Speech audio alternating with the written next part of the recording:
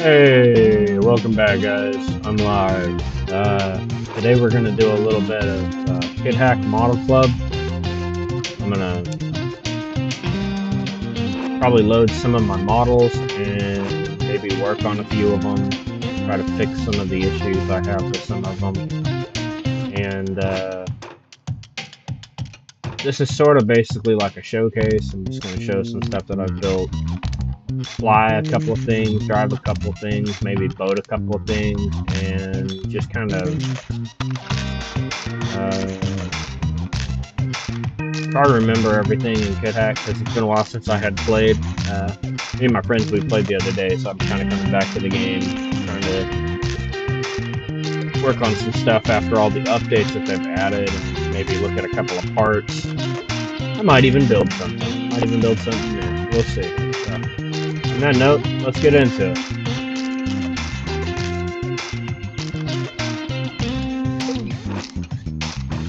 We're gonna go Rearway Bay.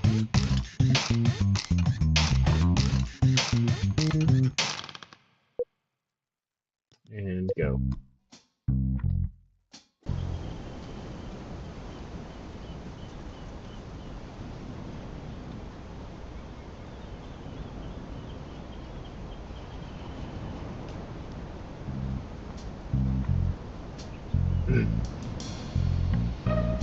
The first thing I'm going to load is my Eagle.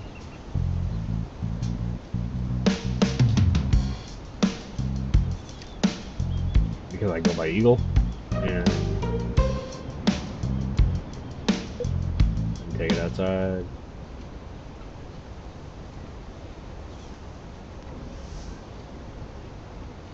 This game's pretty incredible. It takes a little bit of learning, not a lot, but once you understand the basics, controls, view controls, and things like that, you'll be on your way.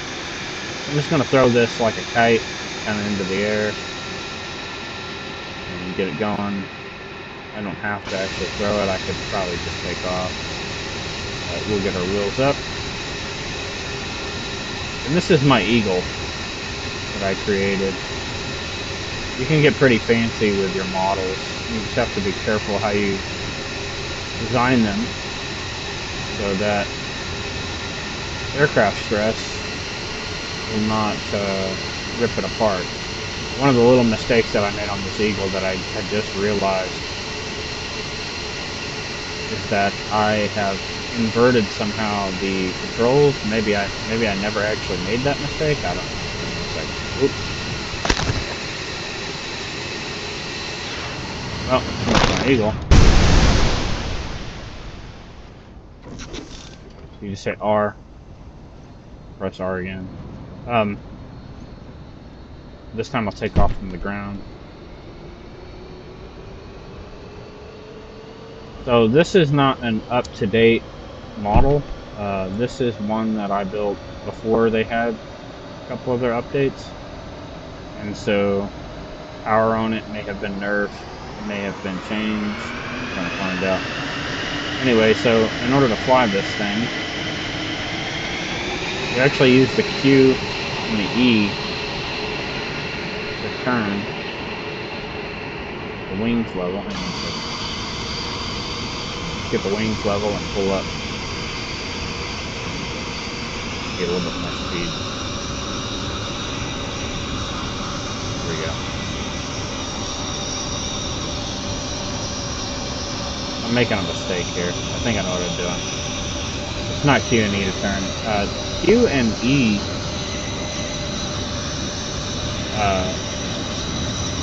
are the rudders, and this thing kind of has rudders, but it kind of doesn't.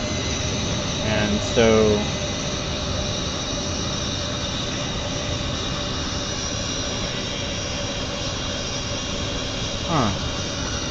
yeah, so somehow or another Q and E have become inverted.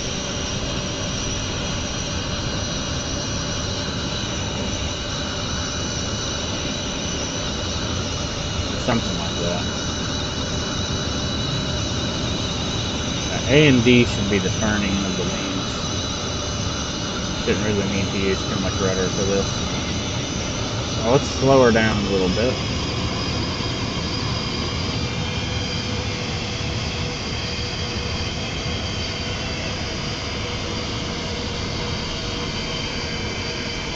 get her up into the clouds. I'm just kind of winging it.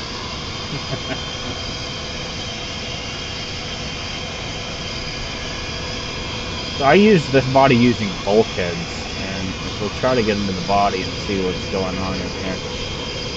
So you got the battery here, you got these little bulkheads that are connected throughout the model.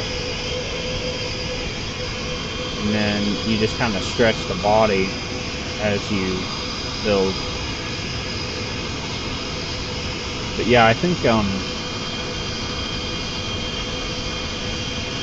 my rudder may be inverted. I can't hardly tell. I keep making mistakes hitting the rudder. That's probably what's going on. There's not too much fancy going on with this Eagle beyond its design, because I did take quite a lot of time to make it work. But yeah, see, that's what's going on. So sometimes rudder helps to turn, and then other times it turns a little bit too sharply and can be more of a dramatic turn. As long as you're real tedious with this. By the way, this Eagle I think is up on the workshop. It's basically just a glider plane. You can see the 2 engines in here working. Here's the bottom sector. I won't get too concerned with that. So the legs, the way that they look, they actually house our landing gear, and I'll slow down so we can drop this down a little bit. Because you have to have landing gear if you're going to be able to take off in this game like a plane. You want to be able to land without damaging the hull. So you can see there's a landing gear door. You can hardly see it, it's kind of hidden. It's there.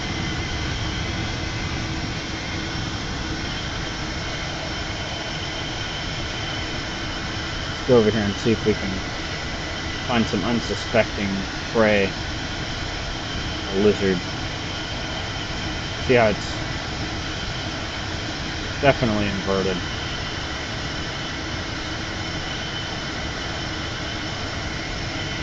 If I want to turn one way, I shouldn't hit the opposite. I think this might even work with HOTAS. I don't know. Never actually looked to see if it would. It'd be kind of silly. Controlling an Eagle with HOTAS. Where this idea for an Eagle spawned from is in Stormworks. I also have an Eagle. That is not in the workshop, and probably will never be. That's just something I built for me. But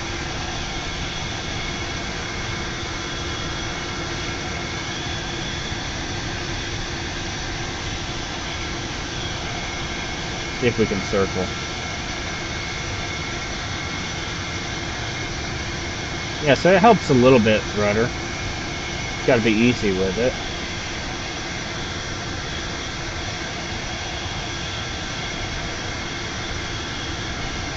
Alright.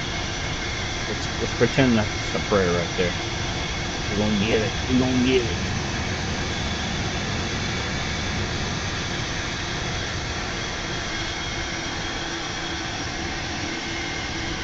And nope. Yeah, but you can't turn that sharp with the rudder before it just loses all lift under the wings. So that's the Eagle. Let's go back to the hangar.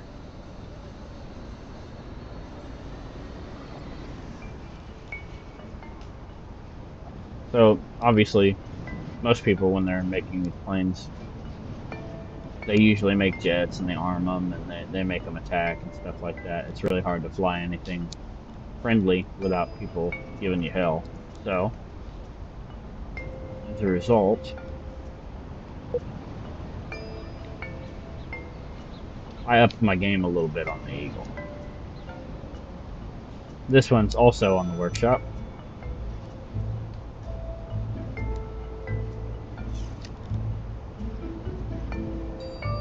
This is Eagle America edition. I'll show you it while it's on the table because it's easier. Basically, it's got like a nose cannon, like an A-10. Got like the A-10 Warthog's face. Got some confetti cannons. Couple painted on bombs under the wings.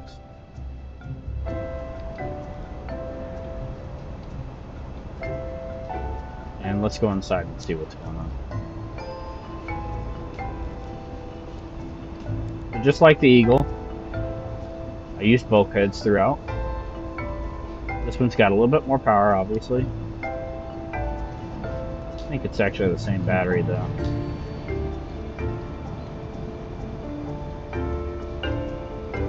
So let's take it out.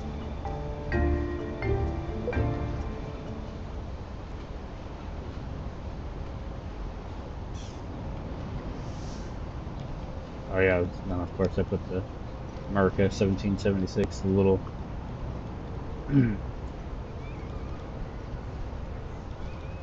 throw back the Mario bombs.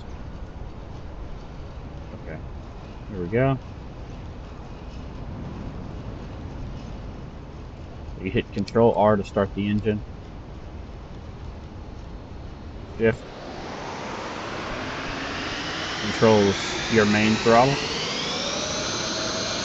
And you hit C. And we just level off with the Q and E. We're gone. Wanted to get the gear up. Essentially what I have here is a jet. So let's see what our top speed is on this thing. Not very fast compared to a lot of other jets, but this thing definitely will get up and go.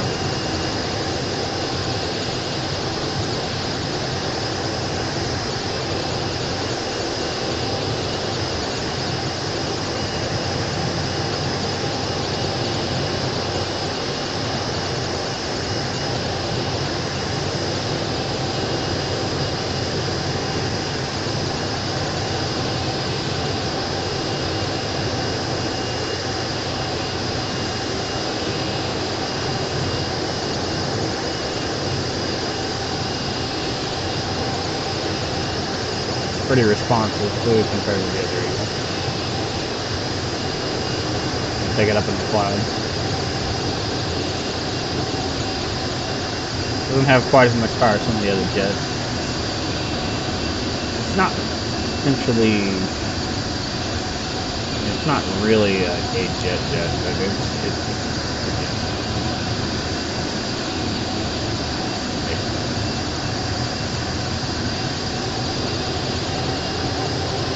So we'll pick a balloon.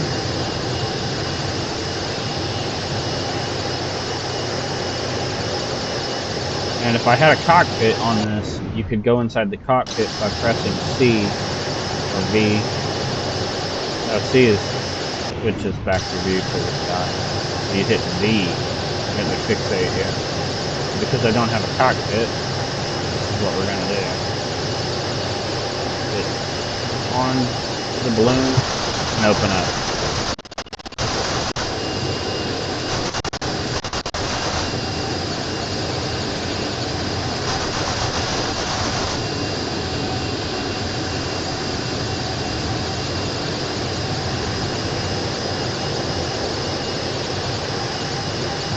Confetti cannons 3.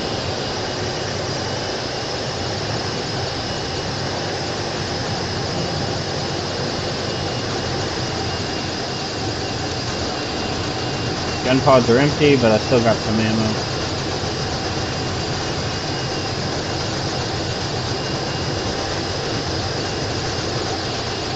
Got over 1,000 rounds left. Takes a lot of time to cut through all that ammo I've got.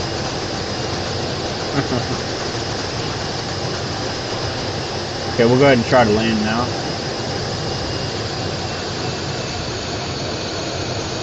Battery's still good.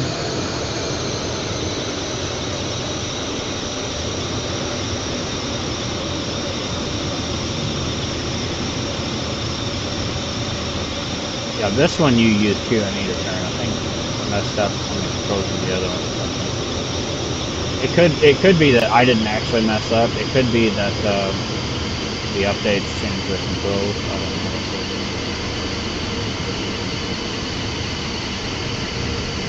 Speed this up first. Just a hater.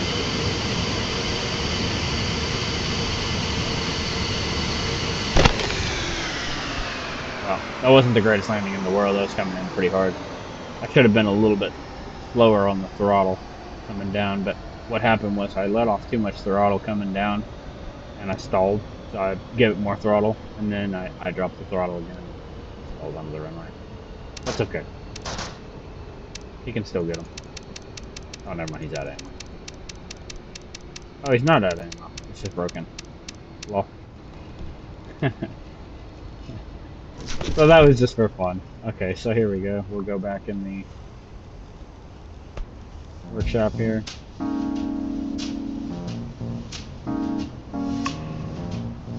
Go over to open.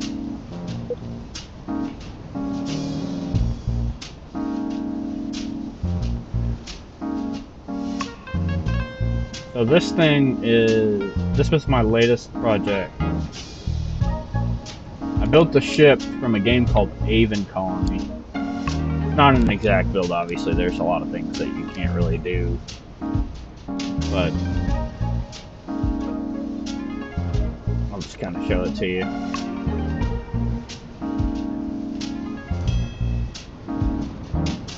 This thing was kind of painful to make. I finally got it built, and I had some problems with it. But I was getting it to the point where I was getting so good at flying it that I could almost spot land it. It was VTOL. You could take off straight up and down. But getting to actually land straight up and down was really difficult.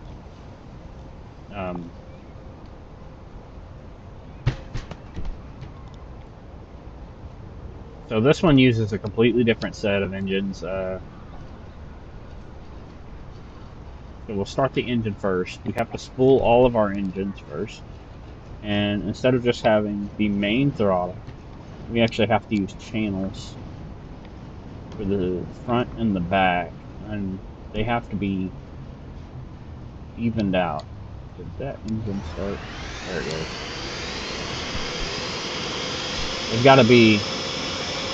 So U will do C and D at the same time, and then you have J and I to lower. So if we raise both to 100,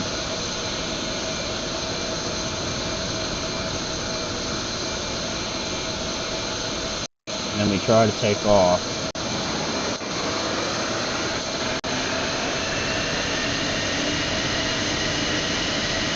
just pulling up. Here's our lights. There's a lot going on in this one.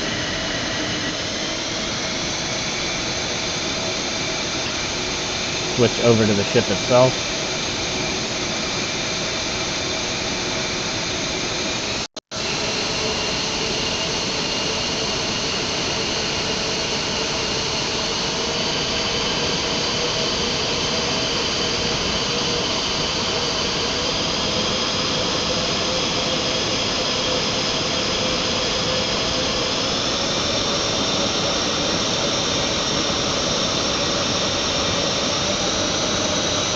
Easy, easy, easy, easy. So that's one of the problems with this one, is it rocks over. I had it nice and stable, but it'll rock over with you if you don't give it enough throttle. So what we have to do is we have to apply channel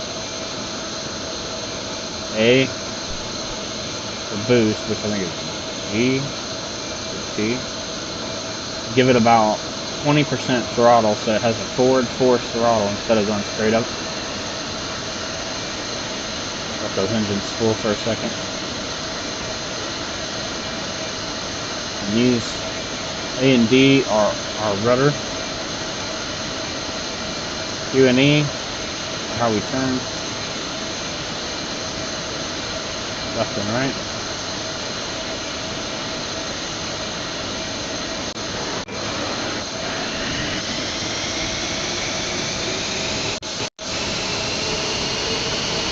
So this time we have back throttle.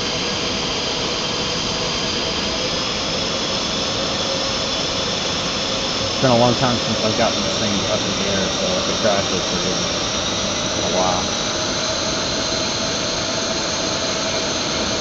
So she starts swinging around about there, and she rocks back.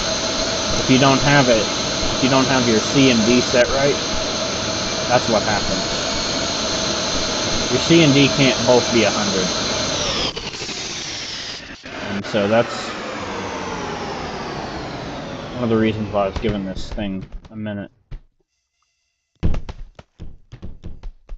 wanted to mess with this for a while because I had everything nice on it. Now it's kind of being a wild girl. Let's try again. So on the U, we'll take it up to 100. And then what we'll do is we'll slowly bring these channels back down. I don't remember if it was this one for 60 or the other one for 60. J and channel C down.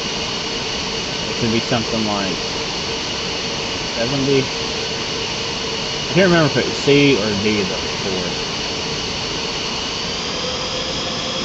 So we'll give it a little bit of forward thrust.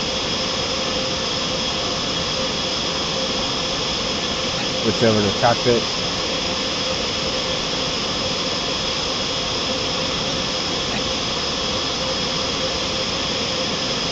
Actually, this one doesn't have a cockpit.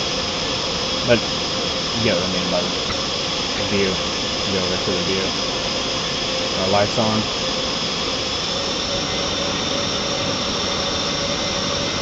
He's already wanting to wobble forward. That's good. That means I've got something right.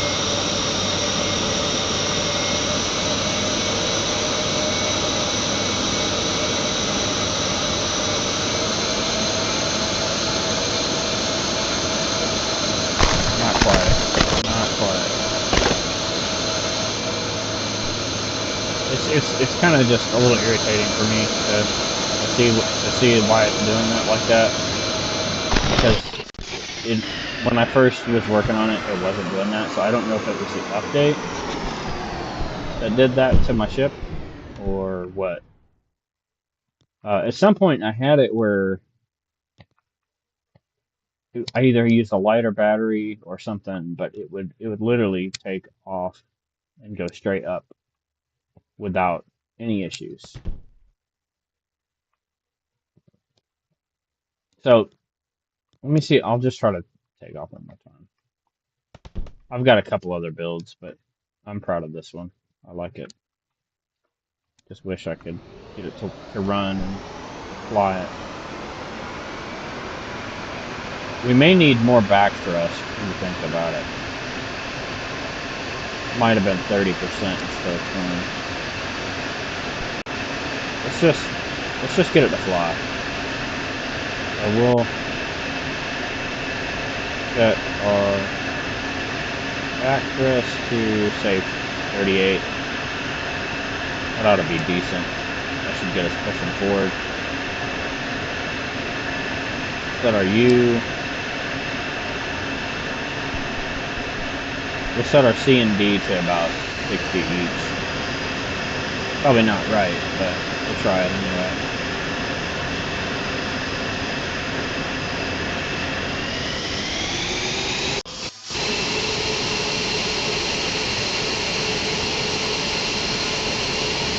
Let those engines full.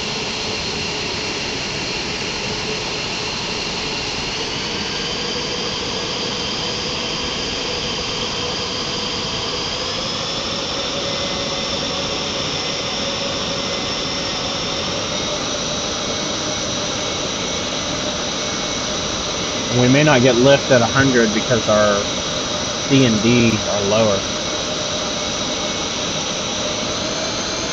Oh yeah, we got lift. We got lift. She's going. She's going. Gotta get that front end down. Red ice.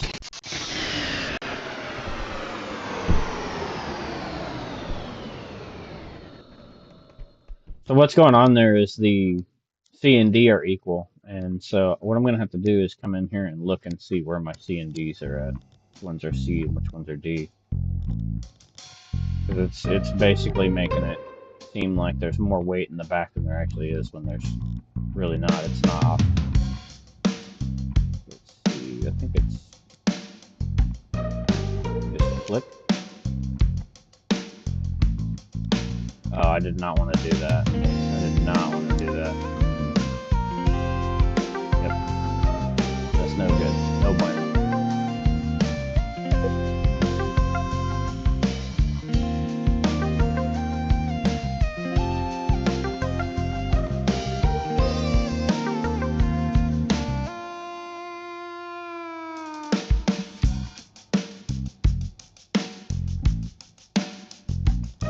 There's a way to tell which ones are which.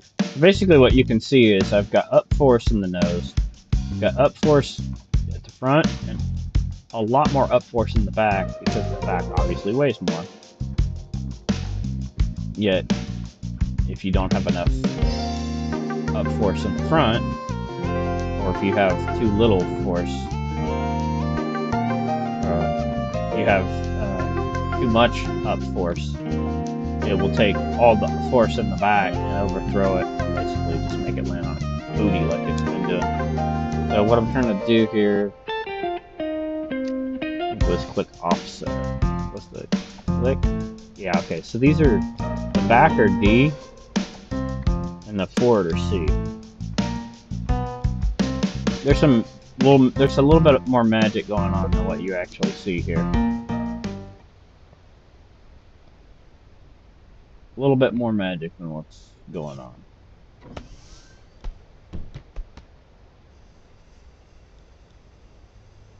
So C are the front and D are the back. So we'll go easy on the front. Turn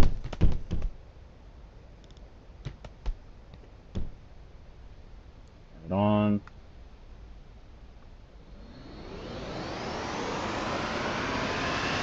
We'll get our main engine spooling first.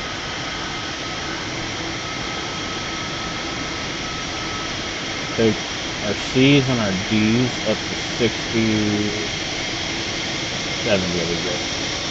And we'll lower our,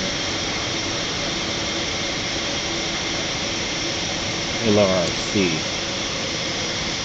The C should be something like maybe 40%. That ought to keep the nose forward.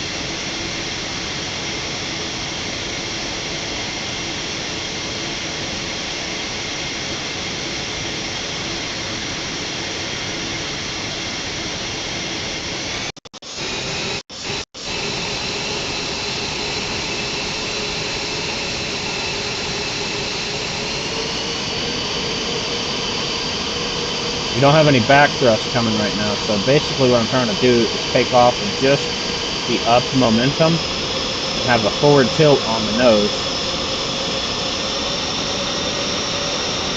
which is how I originally take off sometimes. Just like that. And then what I do is I just pull back on the nose. Oh! It hit a spot on the ground. It. There's a spot right there, you gotta pull up a little bit more. So we need probably a little bit more force than 40, because I couldn't hardly get the nose off the ground. And I probably needed more than 96 throttle. So do that one more time. I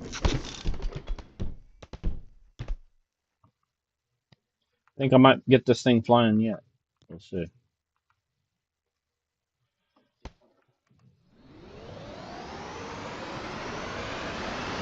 We'll go up to about 60 on this. Take the C down to about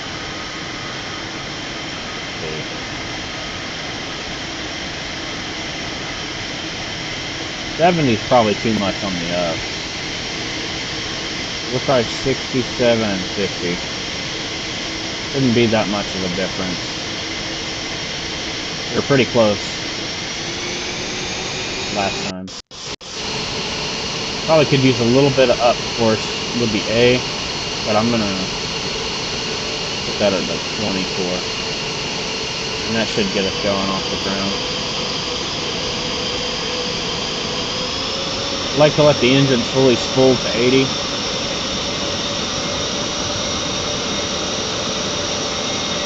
Originally, when I first started getting it to VTOL straight up and down, it would take off at around 80, and I still had engine power to work with. Now all the engine power to work with is in the balancing shift. Everything pushes straight up. You've only got 2 forward engines and 2 backward engines that work with the balance. There we go. Get up, get up. Get off the ground. He's done. I was close. I'm pretty close there.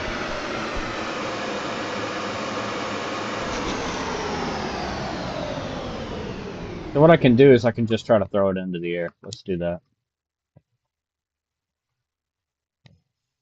We'll set our engines, say 60, 40,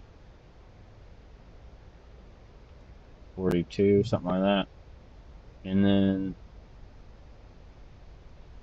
set our back to about 30. You got to be super tedious with her engines. She will wobble over on you. She's a big old heavy girl. Let her engines build up. Let them all spool. And we'll just give her a toss and we should be able to propel it from there.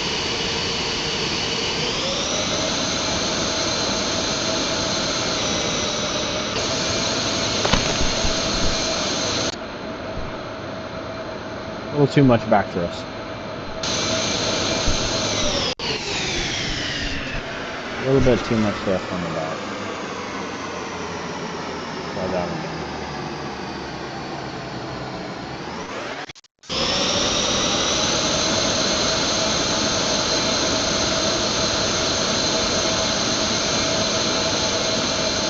Probably don't need 70. I'll take that back. Say 58, 40. That'll work. We'll do 20. That should give us somewhere to go here. There we go. Easy girl. Easy girl. Easy does it. There she is. There she is.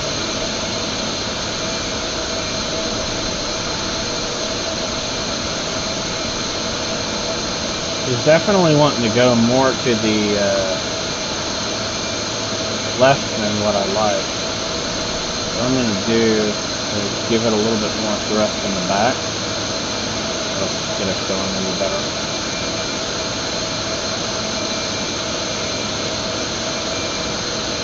I think I know what's going on. I think one of the engines have become disconnected from the channel they were on.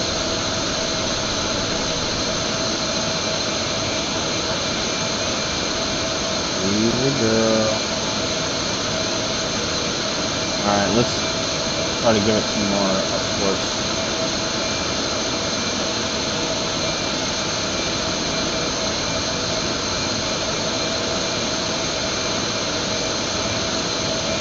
A bit more forward thrust.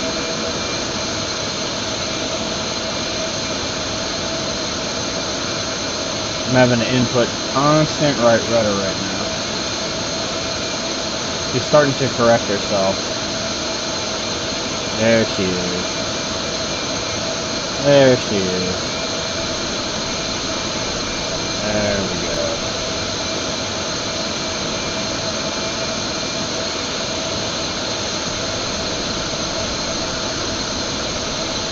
Easy does it.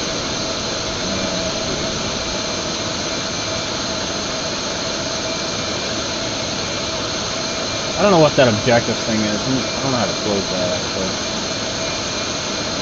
I'm not gonna worry about it right now.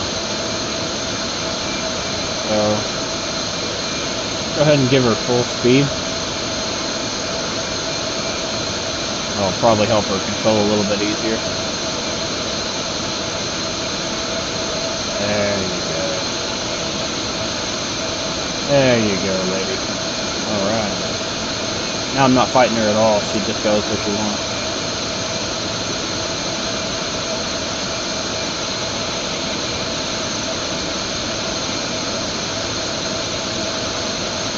That could, may not have an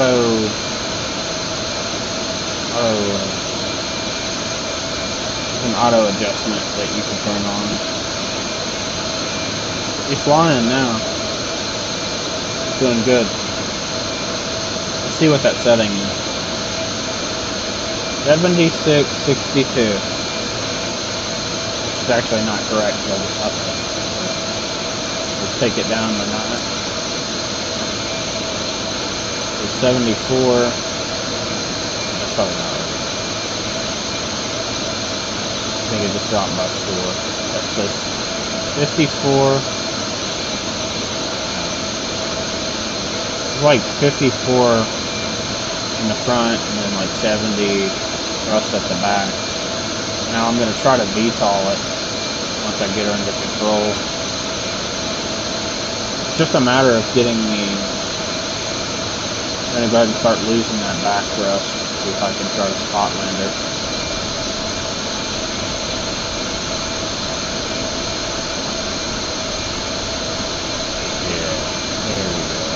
Easy does it.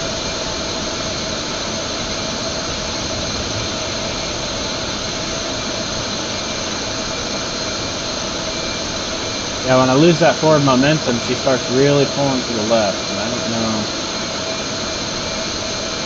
what's causing that. It used to never do that.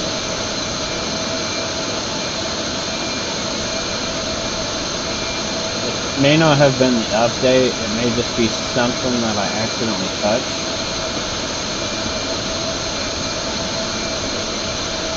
What I'm going to try to do now is bleed off with speed so I can bring her down. And we want basically a 10-degree nose-up attitude if we can hold it without her going crazy. I used to land like right in this area. Oh, her battery's dead. She's toast. Well, that was cool anyway, right? Alright. That's unfortunate. Anyway, I've got one more VTOL that I originally created. I spent a lot of time on that one too to get it right, and I'm pretty happy with it compared to this one. This one's a wild girl. She's a big, heavy lady, and it's hard to get her off the ground sometimes, but let's see.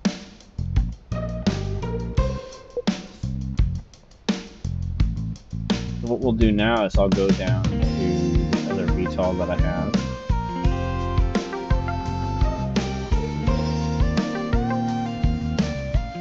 Basically what this is a really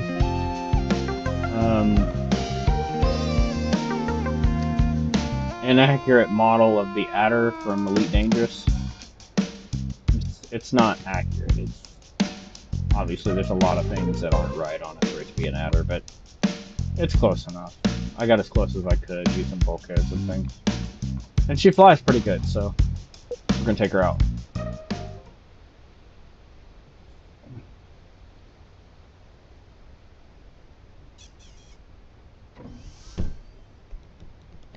Okay. So we'll start the controls.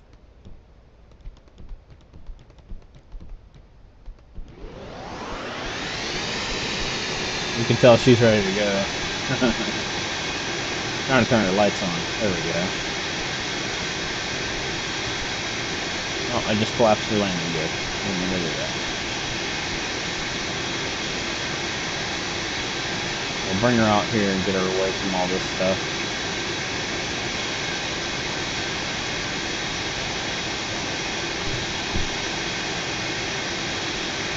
She's wobbly on her gears. There's not a lot I can really do about that.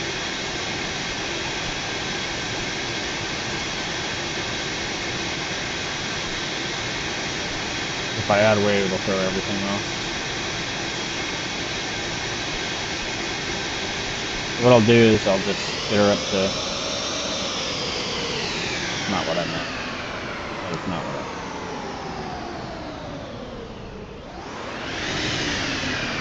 I'll just set her on the ground for now.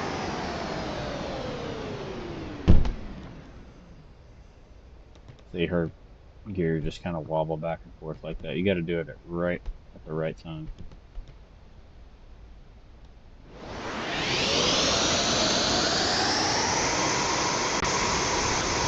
She's gone. And I also put a cockpit in this one compared to the other one.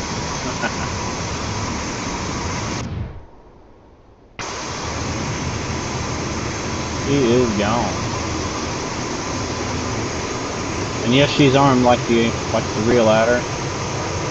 Obviously, her guns don't retract like the real adder. But she will definitely fire and she can defend herself.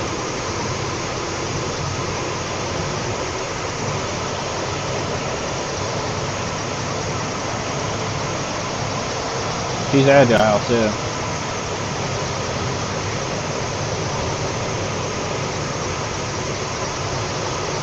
Just like the real adder.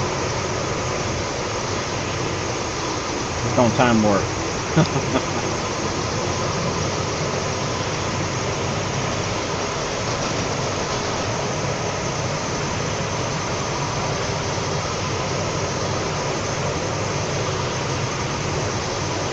The little guy in there.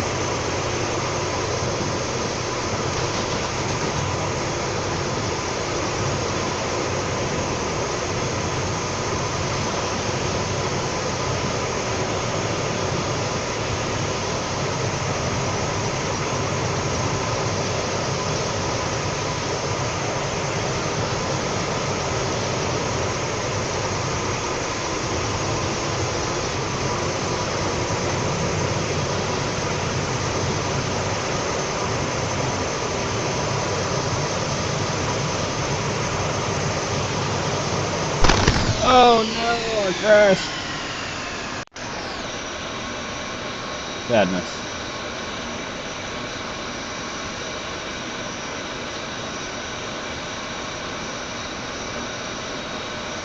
Game lags a little bit when I crash like that because it's got a lot of parts, but it recovers pretty fine.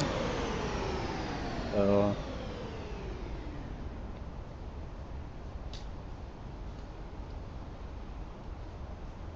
let me see if I added these to a channel. Did I? That's the forward thrust. I don't know if these are on channels. I think when I built this, I just made it so that it'll get up and go.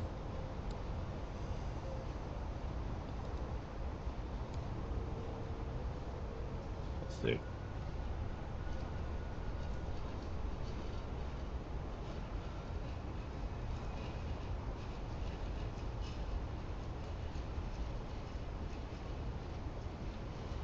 Yeah, these aren't on channels. They would have already been screaming.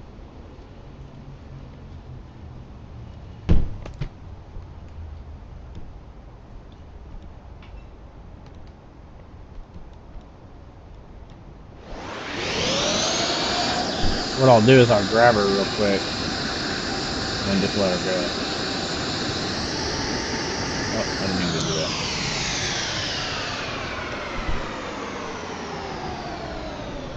If you hit shift and you pick it up. Oh, come here. Oh, why do you do that?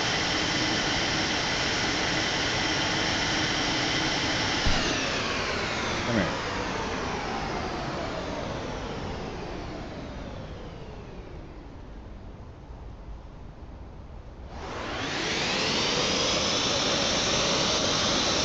I'm trying not to throw it. I'm trying to let it hover. If it will hover, I've done it. Yeah, it's just trying to get up and go. Doesn't want to hover. Because those have to be on channels. Probably why it's not wanting to hover.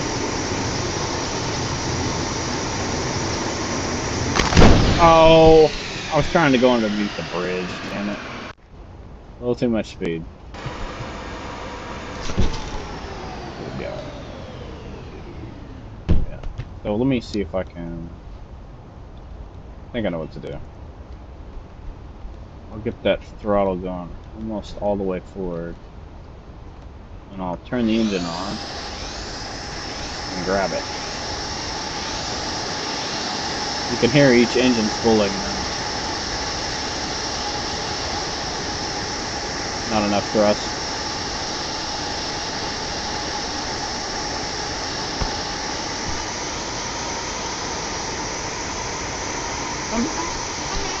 Okay.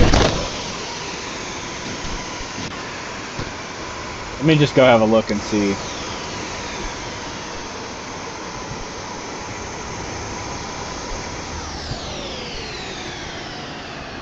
have to turn your engine all the way down to 0 before you can get... Now, let me take it back in the shop real quick and see if these are on channels. Because if they're not on channels, that's probably why it's not on the VTOL.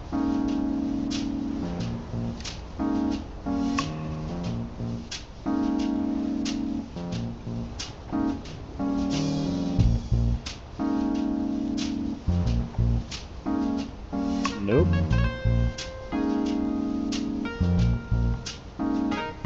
I don't know if you can even set these to channels because these are old. Yeah, you can only contra rotate. Dude, they change things. These are the old school engines. So I'll probably end up having to replace the engines if I wanted to hover again. That's alright. Not a big deal. Still fun to fly.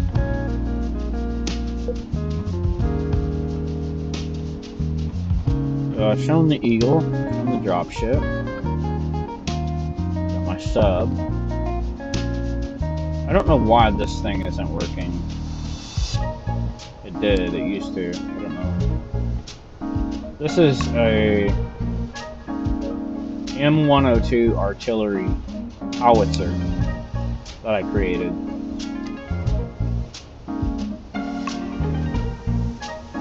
It's pretty cool. It used to go back and forth when you would fire. Now it seems not to fire at all anymore. I don't know why. Let me see if everything's still connected to it.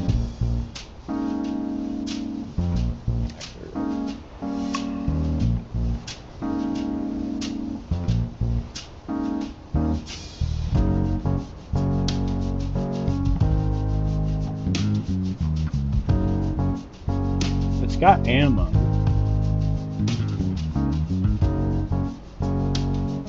Motor has power.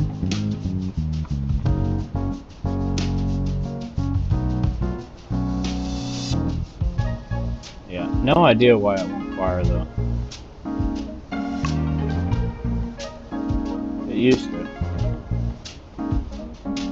So what I'm gonna do is I'm gonna leave without spawning it. I'm gonna go to the one that's on the workshop and see if my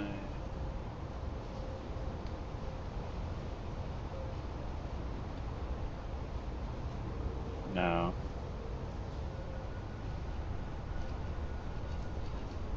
Friends, items, let's type in M102.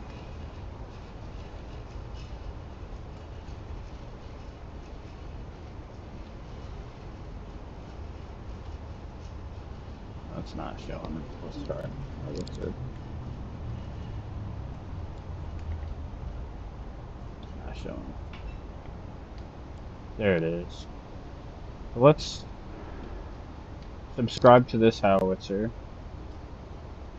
Click to fire. Rolls back when fired.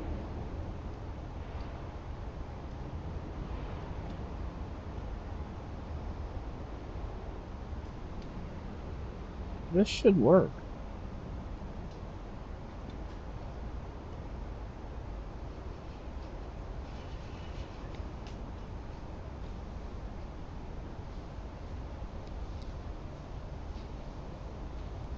Stop sign, subscribe. Value cannot be null. What? Bugged. Bugged.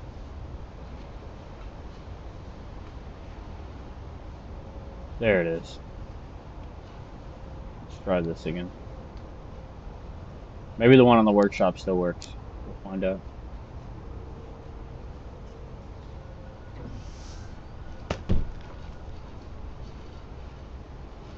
You should only have to click to fire.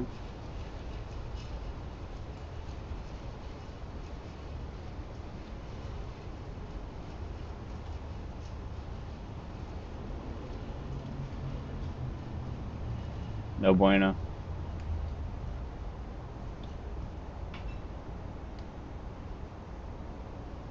But it drives. It moves like it's supposed to move, but it just won't fire, and I don't know why.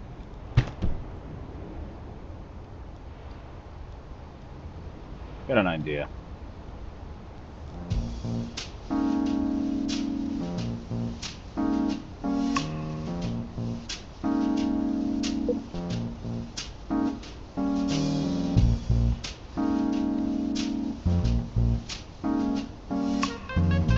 What's the difference here?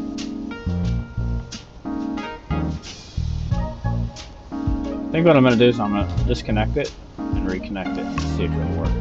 Maybe we got new ammo or some box. Some kind of ammo box no longer works anymore.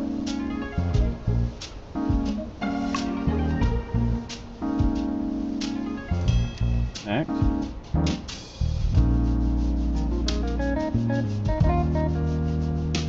Just disconnect this.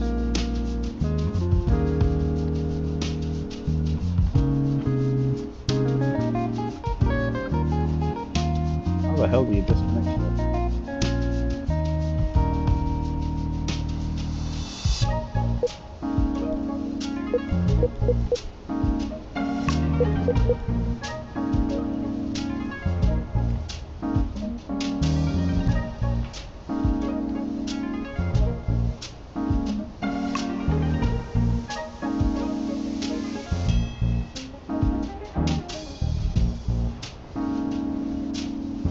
There it is. Now it's disconnected.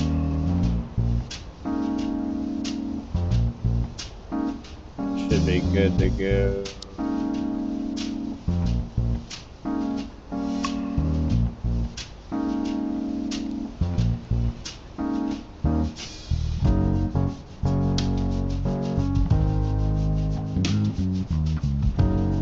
One of these days I may rebuild this now that we have the rotors. You could be able to level it up and down.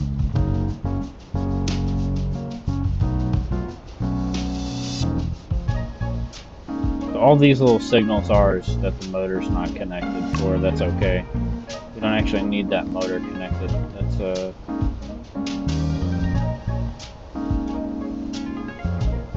it's just for looks.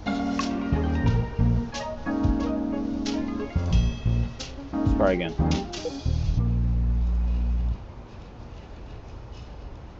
Oh, we're gonna save it. Save it. Hopefully it doesn't fuck anything up.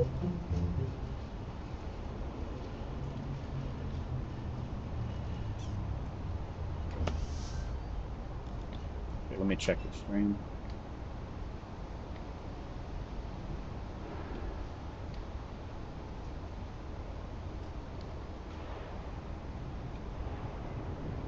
Okay, we're good.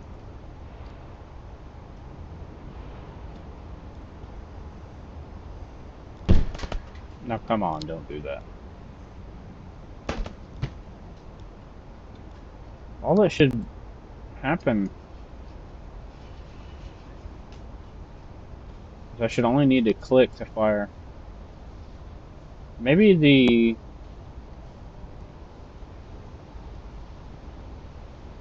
I don't know what's different, but it doesn't fire anymore.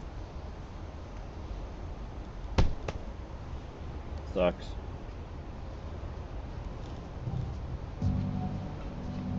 Yeah, it doesn't fire anymore. Damn it. So it doesn't really matter. It's just a little paint gun. Is all it really is.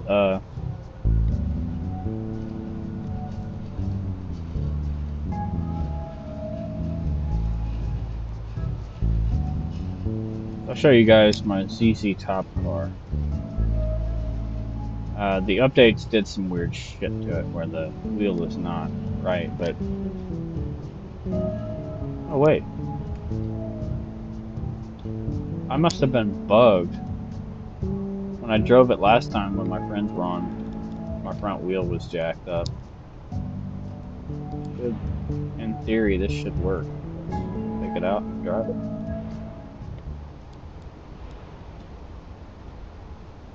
So for those of you who don't know, ZZ Top is a band. They're one of my favorite bands. And they have a car called the Eliminator, which is on the front of their album. And as you can see, I wrote Eliminator on the side the best I could with what tools we have available for the models. And this thing is fast. I can hit 200 with this car.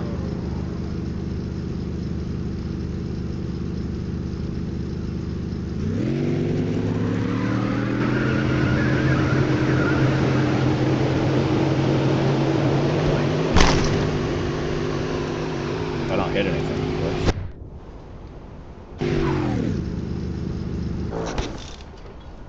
We'll start back in the hangar.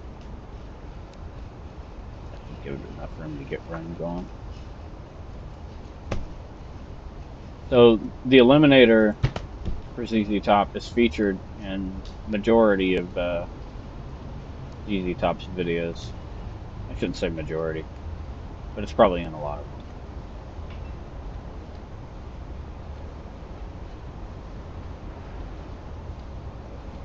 There's a better zoom in. And the headlights on. I wrote ZZ Top on the back. Okay, so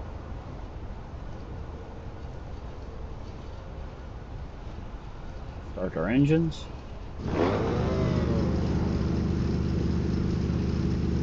Throttle up. Throttle to max. And drive.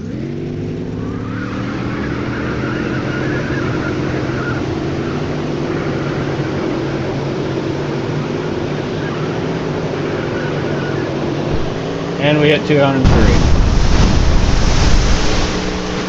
He rolled and didn't actually break apart. How about that?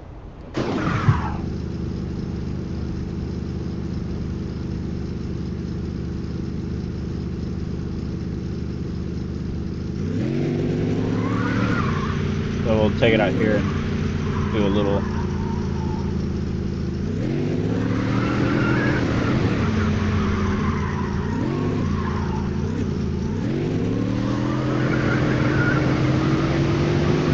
drive.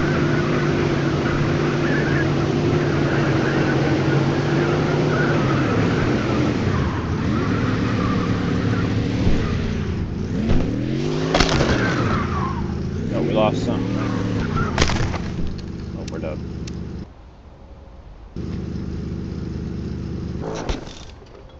So that's the car. Now what I'm going to do is I'm going to show you the rocket ship.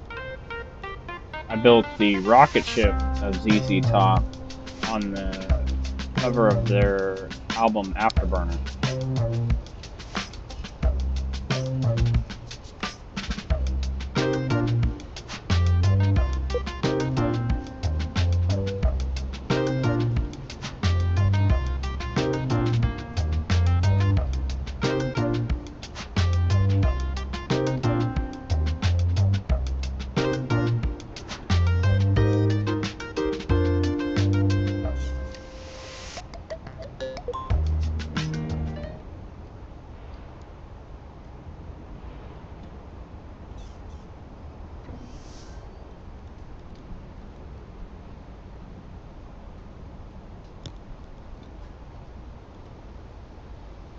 show you. This is the rocket ship on the front cover of their Afterburner album, where they took the car and turned it into a rocket ship.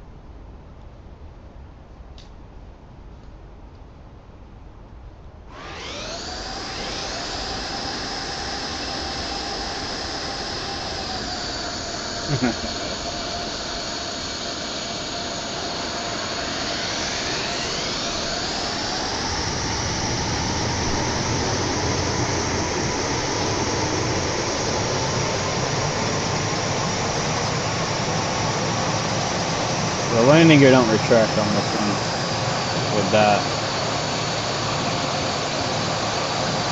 I think they used to. Might be just a rebuild.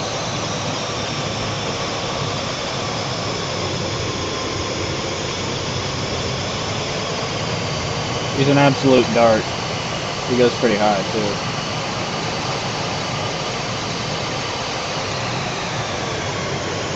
A little unstable with high speeds, but all things considered, not too bad. Get her up, get her up.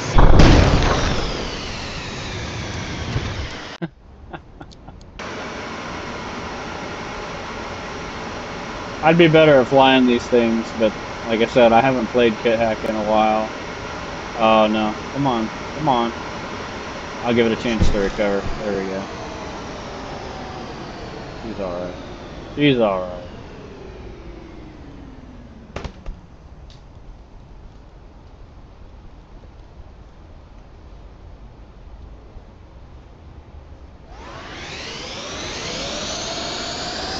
This will basically all but VTOL right now. I give it a little bit of front force. And then back down. Too much front force.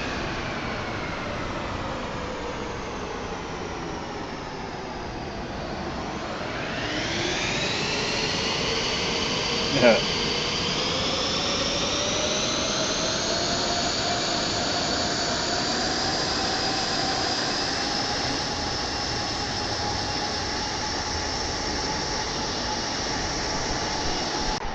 Close. Didn't have enough front force on it. Just a dash of front force.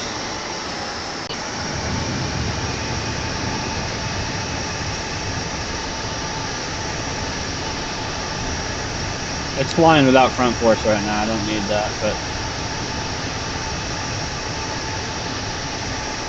there's a reason why it's a little unstable, obviously, because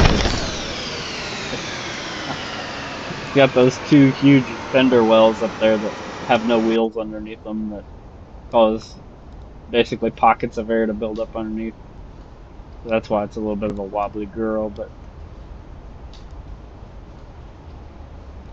that one I just built for fun. I let the game catch up. Hang on a second. I'm trying to figure out what I'm doing.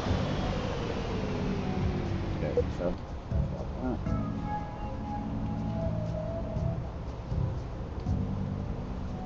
So here's my first Willys Jeep. This one I spent a little time on.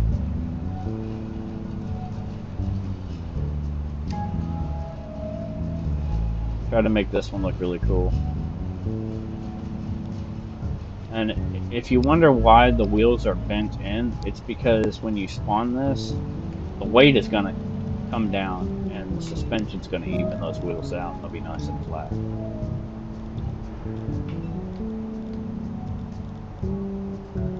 This is major malfunction. Or major on the side. I'm going to take it out.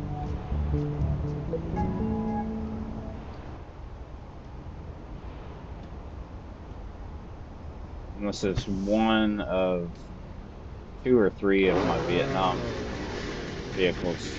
Got a couple different Vietnam style vehicles. And this one you can actually drive from the front seat on. And we don't even have that much throttle going here, but if I give it just a little bit,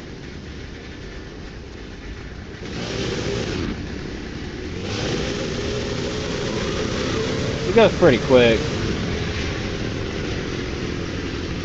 Weight starts to shift at a certain speed.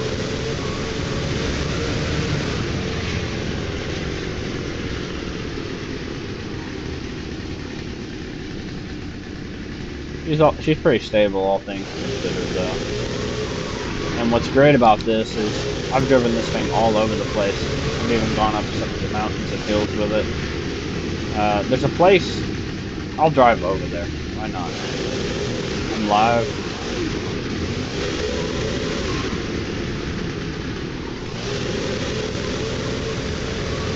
Show you what this thing can do.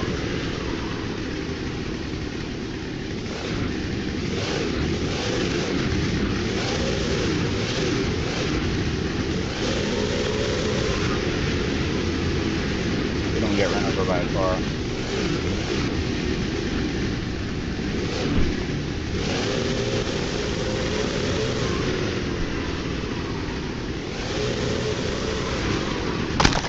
Oh! I hit the curb. So what I can do is I can go just like this and fast travel. We'll go over here to Firewatch Tower. I'll spawn it here. This is where I was coming anyway. Curbs in this game can really wreck your models.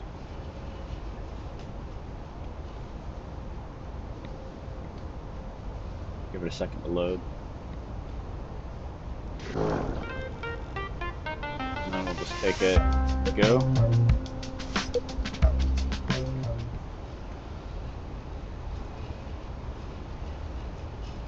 It's all loaded in. Start our engine. I don't even think I need to give it throttle, really.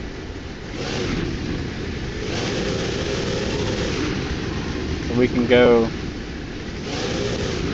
the mountain over here that has a trail that leads up the mountain. I think it's that one.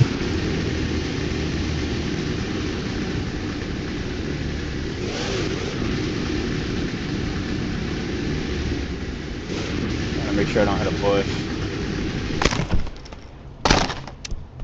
Oh, come on, don't do that.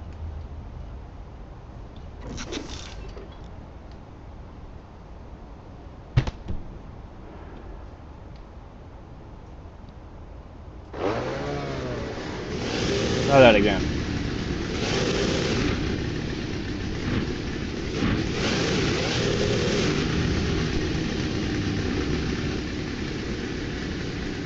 They may have changed that trail. I don't see it. That could be it. They just changed the trail into a road.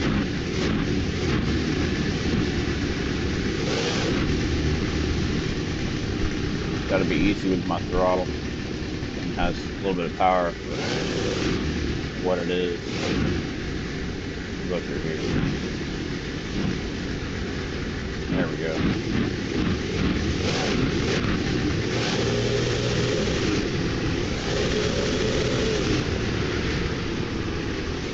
This should be it.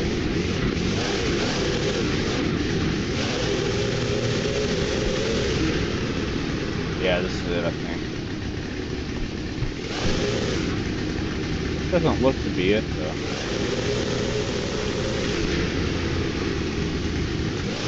I don't know if this is the same one. I don't think it is. This doesn't go where I wanted it to go. That's okay.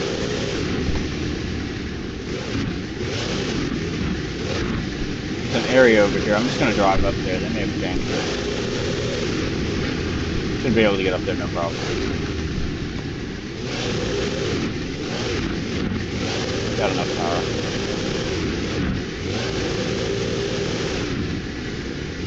It's me just being easy on the gas.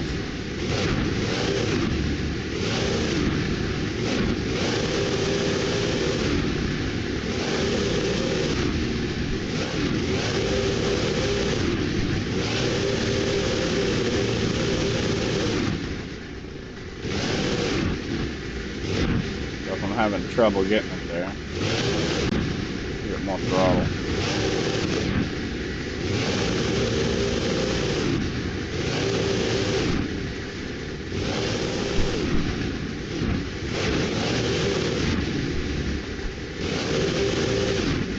Throttle's a little more touchy than it used to be.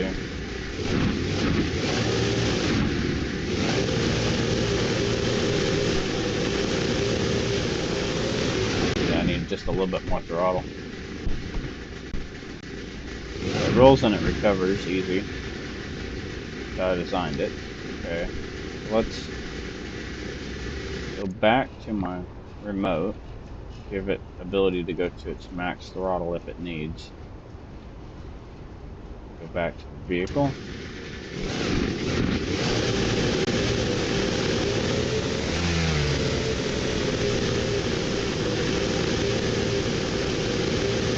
We were getting there.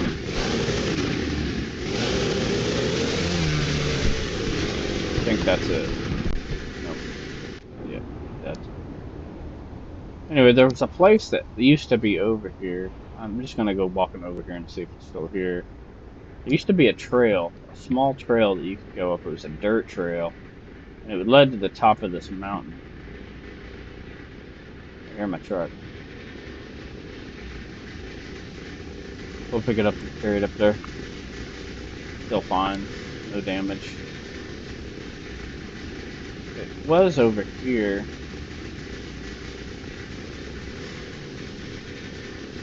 I think they moved it.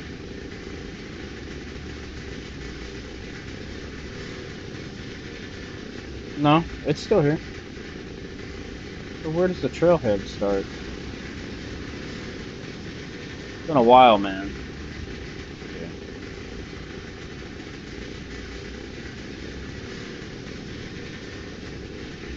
You can drive up here with your vehicles, and it's a fun little trip. You just gotta figure out where it starts again. But these mountains, some of my vehicles will make it up these mountains. I've got enough torque.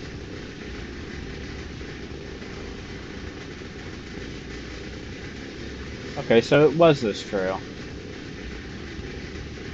I'll drive it up there. Carry on from where we left off.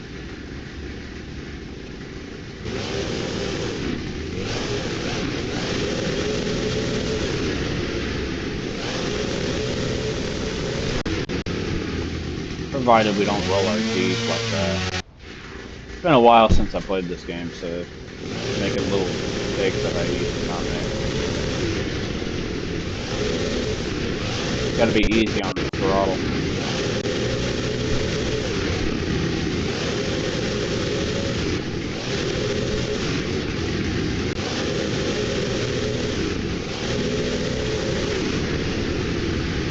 Got all the power it really needs.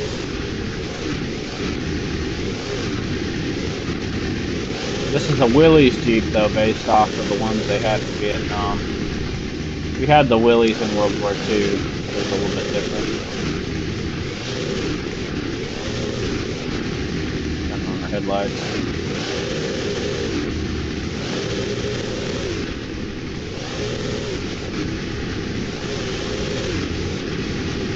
Sucks that you can't change the day and night in this game, though. Make things that we put lights on a lot more cool. Yeah, you can come up here.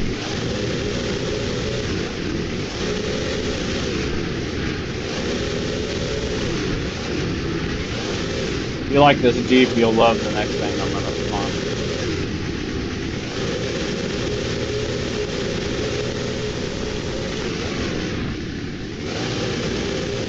Almost lost it there for a second.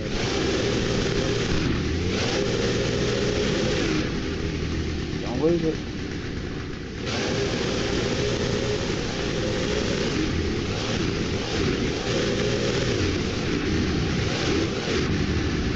Alright, and that's the end of the trailhead. Just drive up here. Facing the wrong way.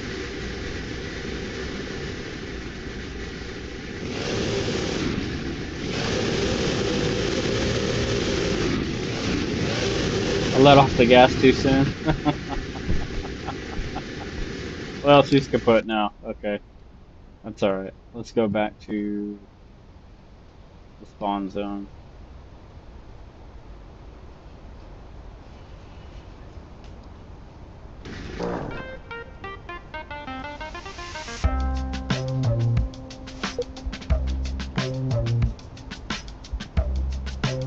So I'm going to cancel here and we're going to leave the workshop.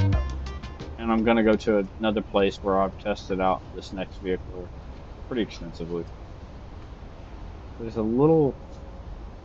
Now I got to remember what was that. I think it's over here. Corporal Landing. This is one of my favorite places to test my Vietnam style vehicles.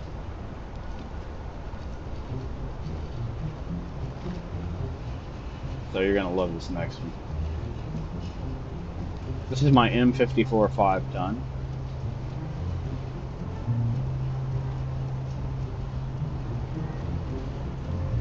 Has a lot of parts, so it takes a second to load. Not too bad though. There she is. And it's also driven by major malfunction. We've got passengers in the back. We're carrying supplies. Let's go for a drive.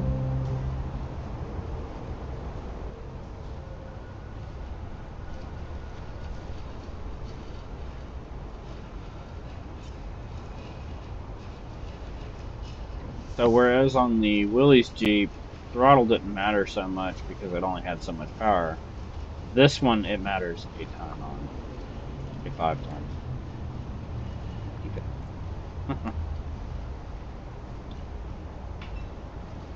We'll turn that on.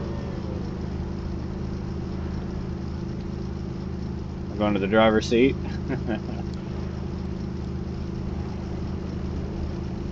We'll get rolling here.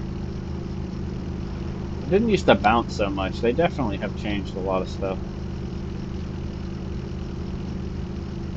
And I'm at 0% throttle. So we're just basically running on fume speed.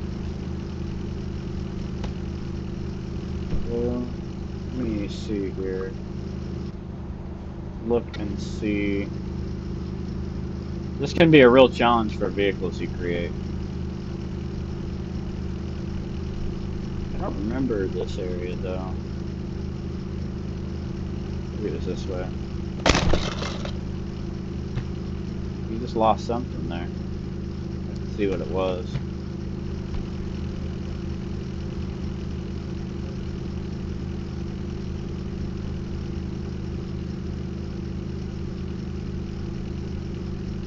Yeah, it used to make a lot more noise too. Okay, so here's where your throttle is going to come in handy. We're going to roll backwards here for a second.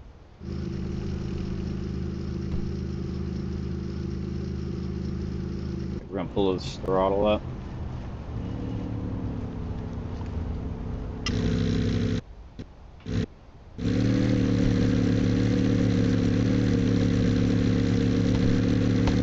And it just climbs right up these mountains like it ain't nothing. This thing doesn't even care. I've made it pretty far. I've tried to make it up this whole thing before, but the way that this mountain is, it's really tough to get up all the way. And I think they changed the terrain over here. It definitely looks different compared to what I remember. So the way that I went that one time, going that way, we'll go that way just to make it. I think I also put smog on this. These headlights. I must not have put smog on it. I must have took it off. We're actually running way too much throttle right now, so I'm gonna throttle back. The spot that's flat, so we're not gonna roll over. She is a big, heavy girl. She could roll, get top heavy. We're only gonna need about 17% throttle on that. She's got lots of horsepower to get there.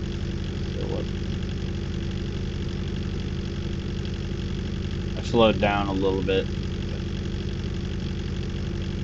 What it is when you're climbing with this? Oh no! What happened?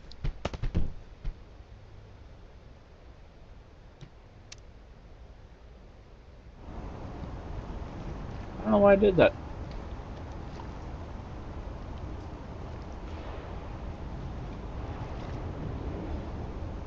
Probably hit a bad spot in the map. I've had that happen before, but I don't know why it did that. It has never done that before. It just kind of exploded when it flattened out. We're gonna take it up there myself.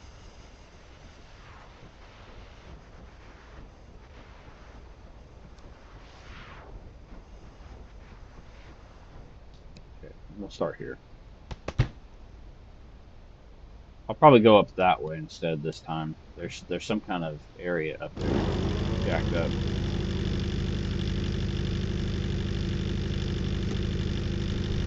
We'll go this way instead.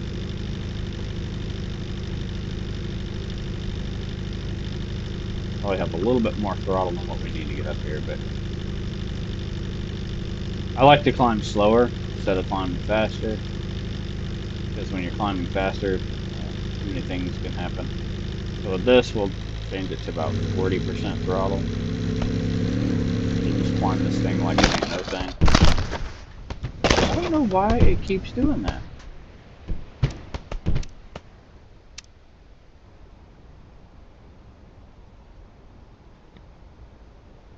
Give it a second, because all the parts are just all everywhere. I don't know why it's doing that to my vehicle.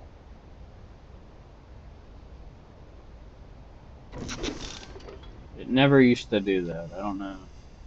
It must have changed something.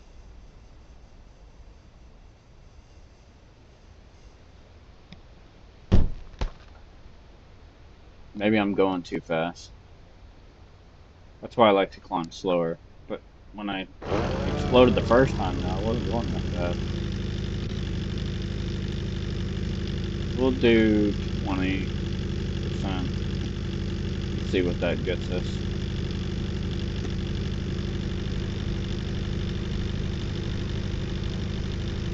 A little too fast there. Slow down. Fine.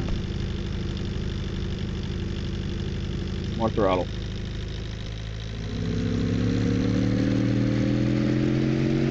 Not as much as I needed.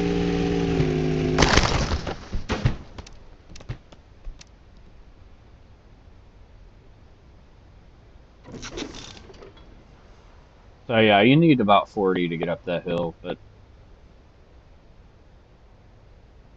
the thing was, is when I used 40, it didn't.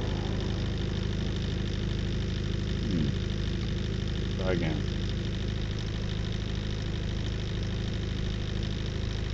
We'll do 34. I'll hit it going a little quick. That'll get us up. That should do it. There she is. Now it's just a matter of climbing these goofy hills, which can be an absolute pain in the ass. That's the reason why I like to drive slower. I'm gonna go up there and pick it up. Let it climb the rest of the way. It just lost basically the front bumper. Lower chassis. We can still do just fine.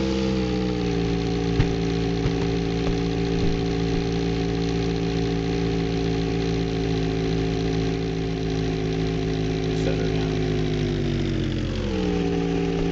Oh, the throttle's still up. Oh, what is going on? Why is this game cooking my vehicle? They have changed some things, definitely. Let's go back down. Okay.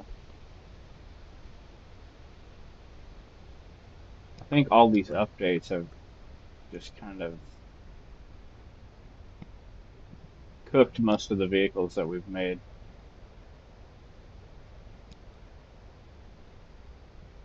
Give it a second, let it load. Mm-hmm. Yeah, it used to never wobble like that. It's a bit. It's almost like they did a weight rebalance or something.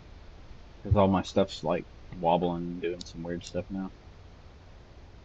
So let's shake it to, yeah, we'll try it with 35. Start the engine.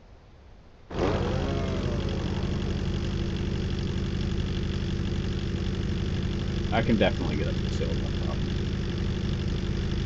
It's just getting up there and then not exploding.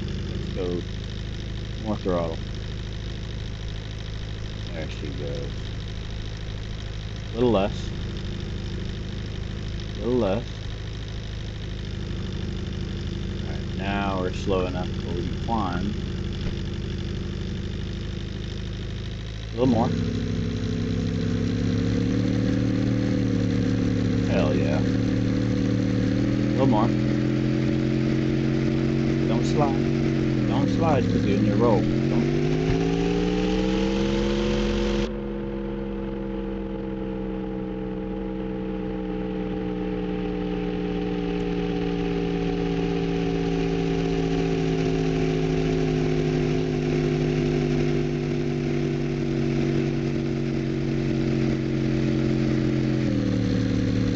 Try it again.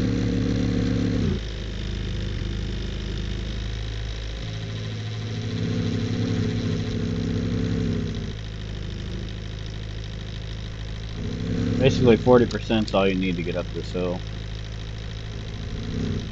The problem is once you get up in these bumps and stuff, it can rip your car apart. Fun though.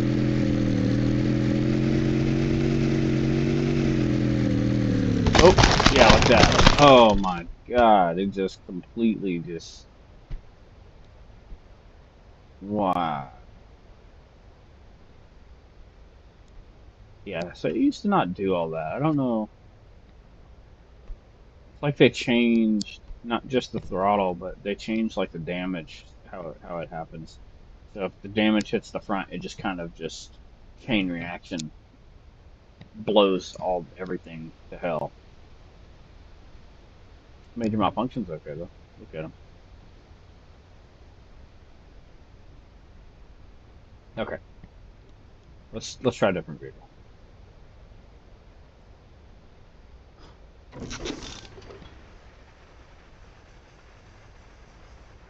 As much as I love this thing, I really love my 5-ton. It was a lot more fun back then. Now everything is breaking.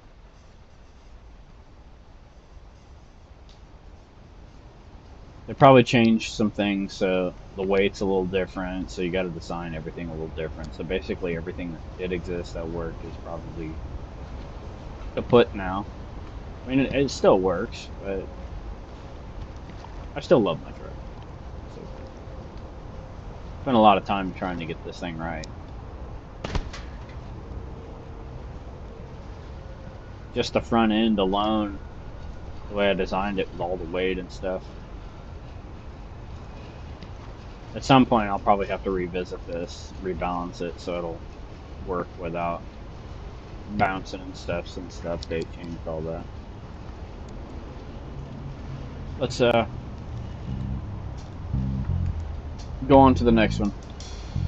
I don't have that many more.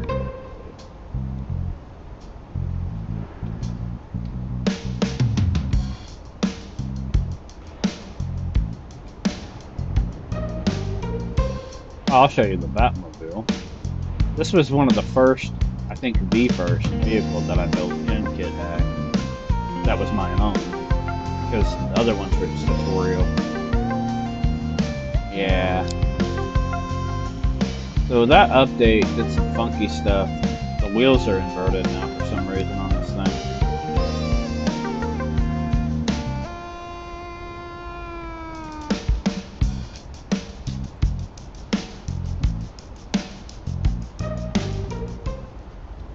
We'll go to the workshop.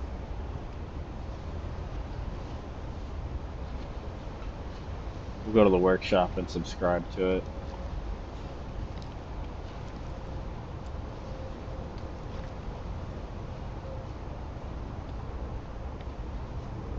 I don't know why it's not showing my creations.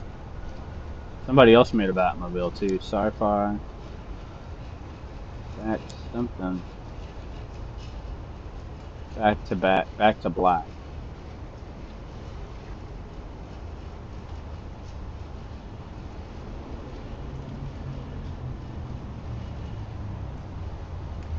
That's okay. He's got a much nicer looking front end on his model.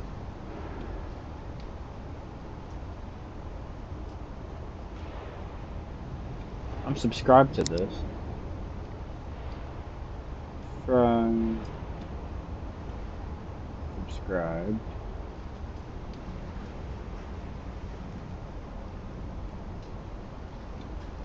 I've subscribed to a lot of different people's models because I love to share the idea of testing out other people's stuff. And see, like Jupe made a Vietnam Jeep too. He made it before I ever made mine.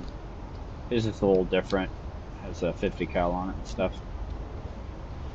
So let's load this one and see what happens. Should be saved as is on the workshop, so it shouldn't have messed up wheels. Yeah. So this sucker will boogie if it doesn't get ran over. That's close. Okay, so let's turn it on.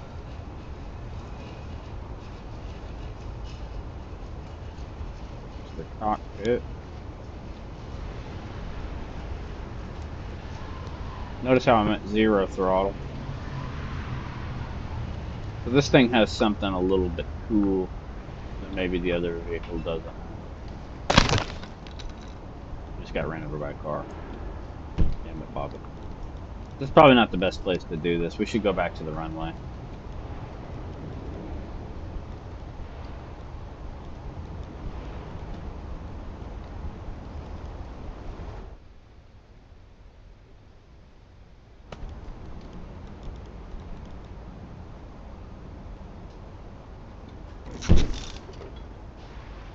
This is a good place to show you. Right here.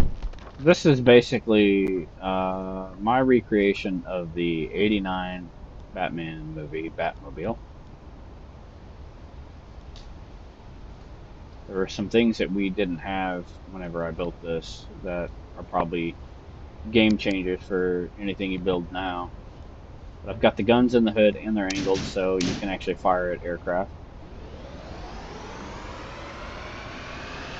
Got a gun sight. It uses an actual jet engine, so, well, at the time is what it would have been. So I'll slow down here. Go back this way.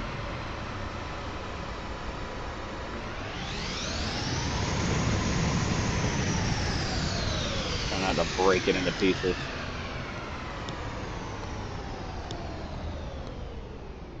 And we'll change view.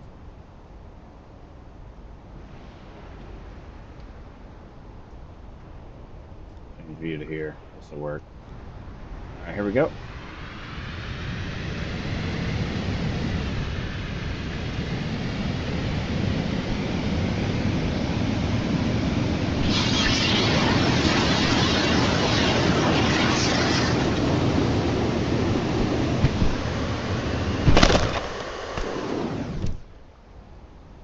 So there you go. I added a little rocket engine in there that gives you a massive boost and makes you go a lot faster. You can survive that. I just trying to make it go fast and all this stuff. Let's turn the lights on. Oh, I didn't mean to do that.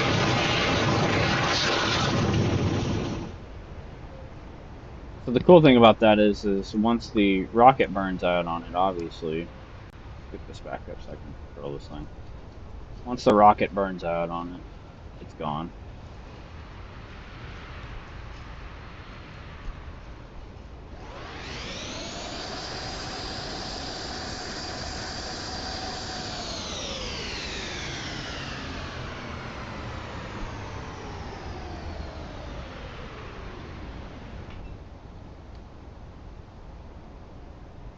So there's the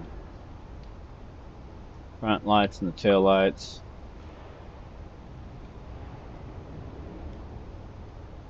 where they actually are on the actual Batmobile itself.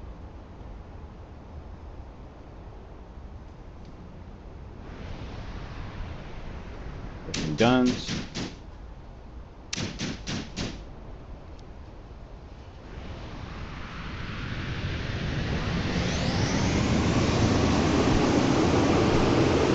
Max throttle, I think it does like 200, close to it.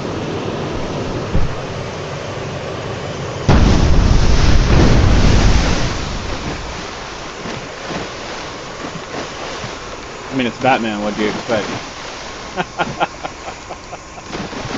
You think his car's just gonna break apart? He's Batman.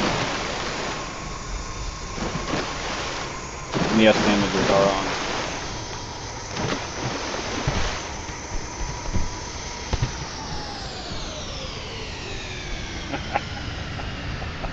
I love this thing.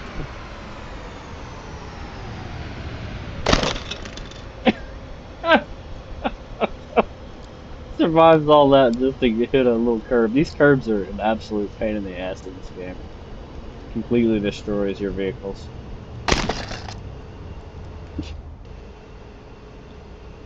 So that's my Batmobile anyway. Let's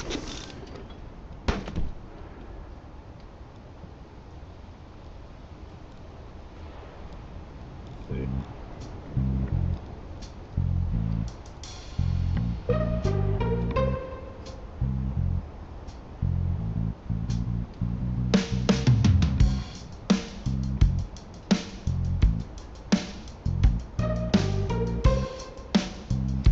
I don't have too much more here.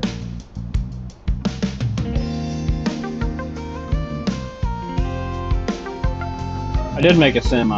I'll show you the semi. It's not that creative. It's not that great.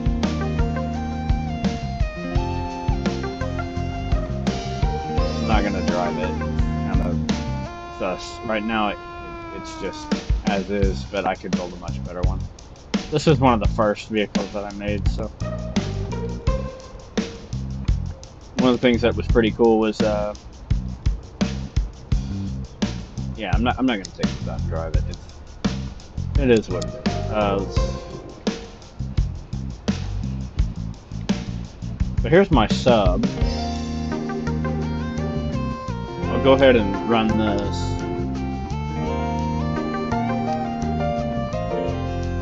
Little crash test dummy guy. I don't remember how this actually works, so we're just gonna try it.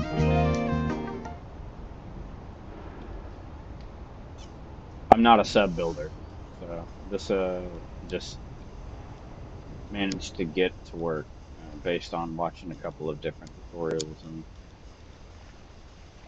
kind of just threw it together. I don't even think I've watched any tutorials. Just watched somebody else make one time.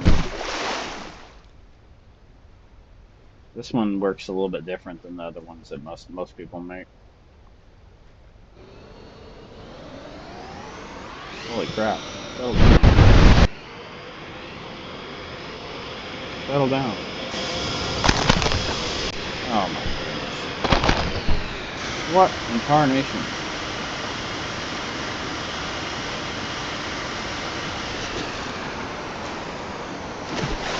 Set it on the ground.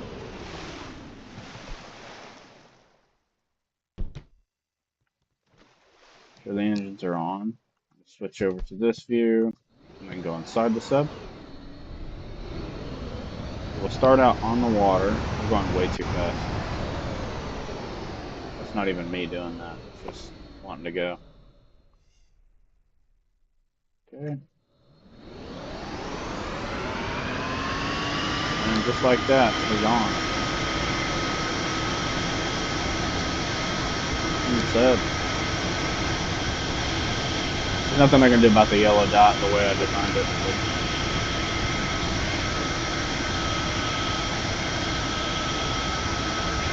It's not supposed to go this fast. I don't know why it's... All the creations are kind of ruined right now. A lot of the stuff, it's not really ruined. You just have to, everything has to be recalibrated, and basically, well, when you're making anything in this game, you calibrate it while you're building it. So in a way, yeah, everything's kind of broken. Sucks, but that's my sub. Nothing really special going on there. Um,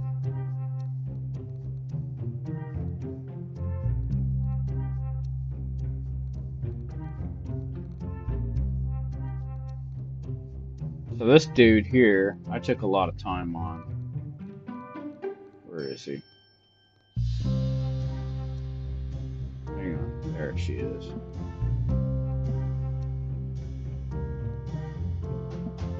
Second one. Probably this one. This is the one that's up on the workshop. This is a nice boat.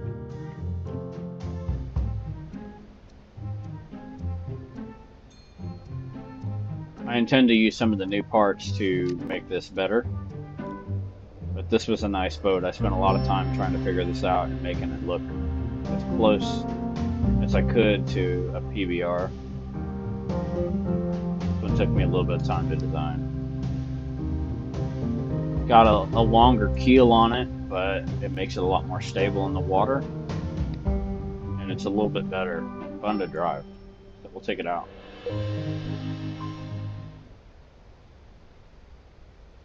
It'd be cool if you could do multiplayer positions.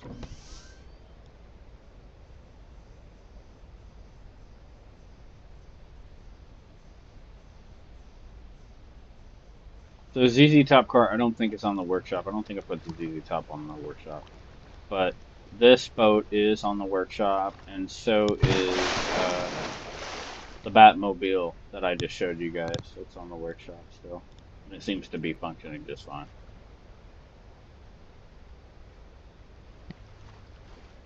Okay. So this thing will get up in boogie for a patrol boat. These actually had water jets. Real PBRs had water jets on them. I'll show you how it's underneath the keel there.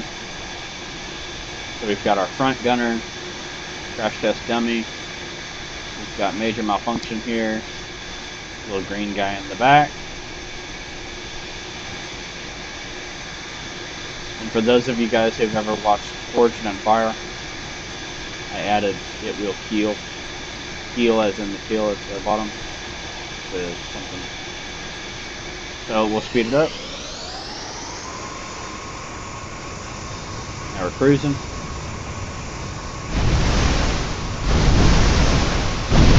Doesn't go too much faster than that. You don't really want it to go much faster than that, especially in this game.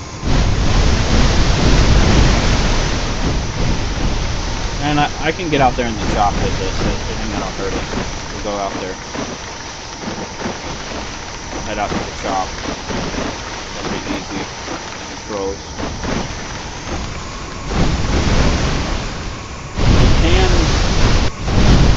The shop has been known to break my field. I've had that happen.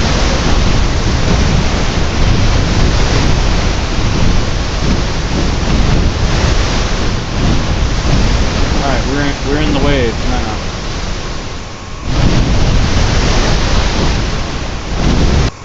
That has happened. She's staying under the waves.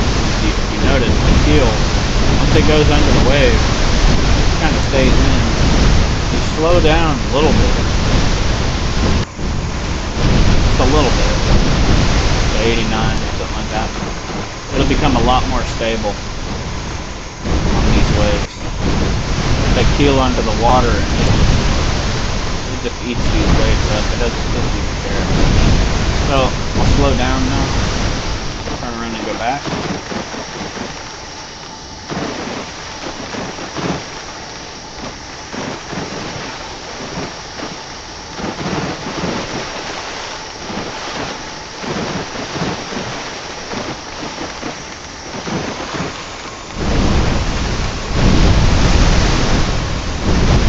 I don't know if they've added it yet, but at the time that I built this, I was trying to actually create a mission.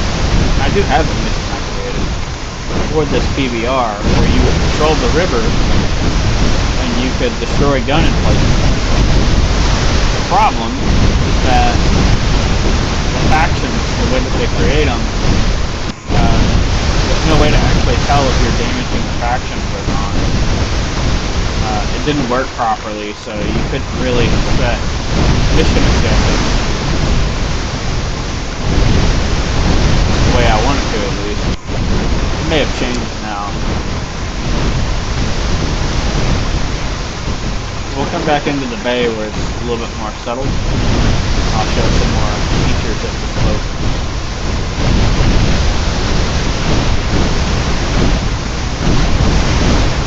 The front spade in front.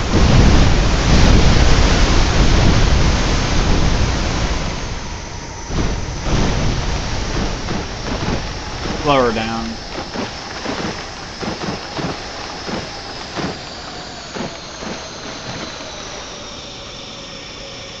Now we're just cruising, basically. So now, if you click, all the guns fire. You can change that by hitting Alt-1,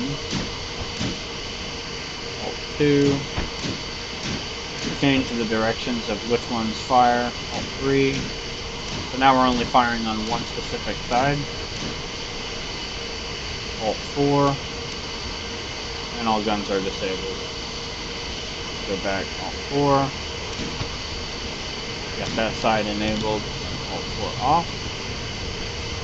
Alt-3 on. And that fires that side. Turn Alt-3 off.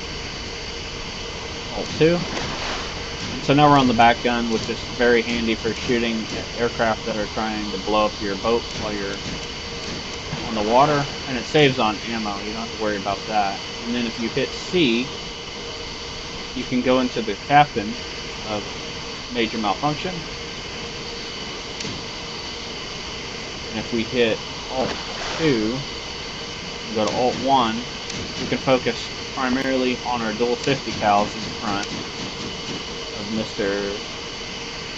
Crash Test Dummy. And those are high enough where they go across the water and they can travel a good distance. It also depends on your speed.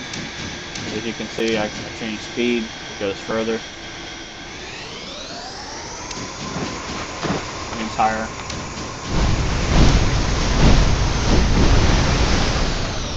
Slow down. And it aims lower. Which is ideal for any type of ship combat. And then you hit C. Excuse me. You hit C, go back to him, you hit V again, and now you're on the 50 cals, the front 50s. And you can see Major back there. Turn on our lights. Turn on the spotlight. Back off.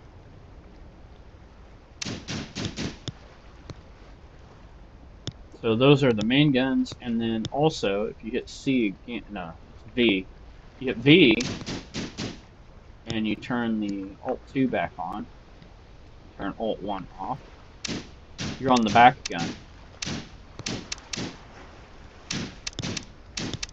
And that's Green Man shooting there. And we can still control the boat.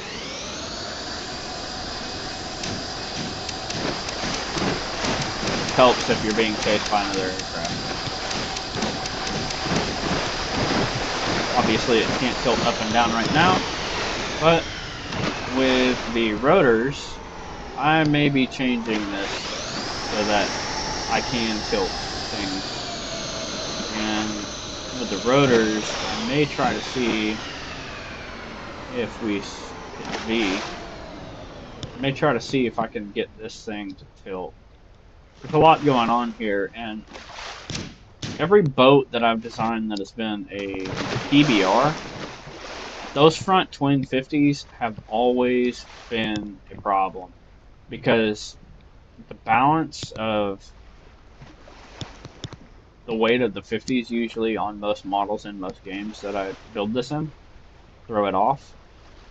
So he's got his own searchlight. So if you can pivot with him, that would allow him to pivot the searchlight towards the shoreline without having to pivot or trying to turn on the other lights like this one here. We leave that off, turn that one off. And of course, it'd be great if you could change the time of day. So the problem is with these is usually because they set kind of high, they have to a little bit. They tend to throw the boat off. In Stormworks, one of my biggest issues was the weight, and so it would cause the boat to shift, and I'd have to add a lot of separate systems to counteract the weight of these guns. And another thing is these are twin 50s, so oftentimes in games that I create a PBR in, the firing of the twin 50s will literally cause the boat to go backwards. I'll show you on this one.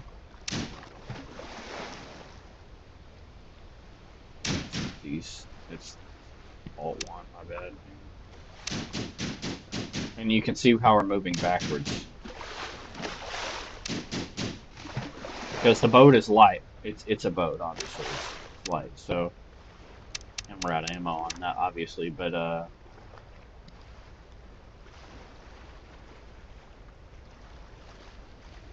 yeah, so that's my PBR. I'm pretty proud of this. Took a lot to paint that flag, too. It was not easy. The radome also, with the rotor tables, I could allow this radome here to rotate as well. So that would be pretty cool.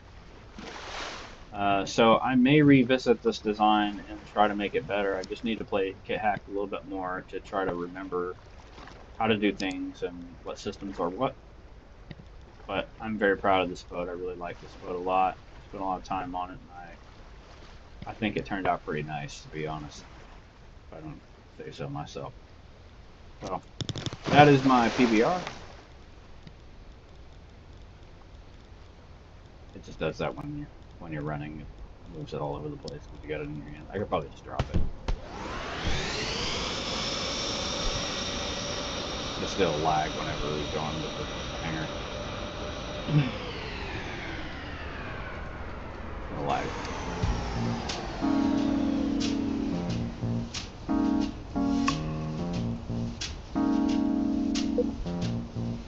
So that's on the workshop. You can go drive that boat. You can have fun with that boat in multiplayer.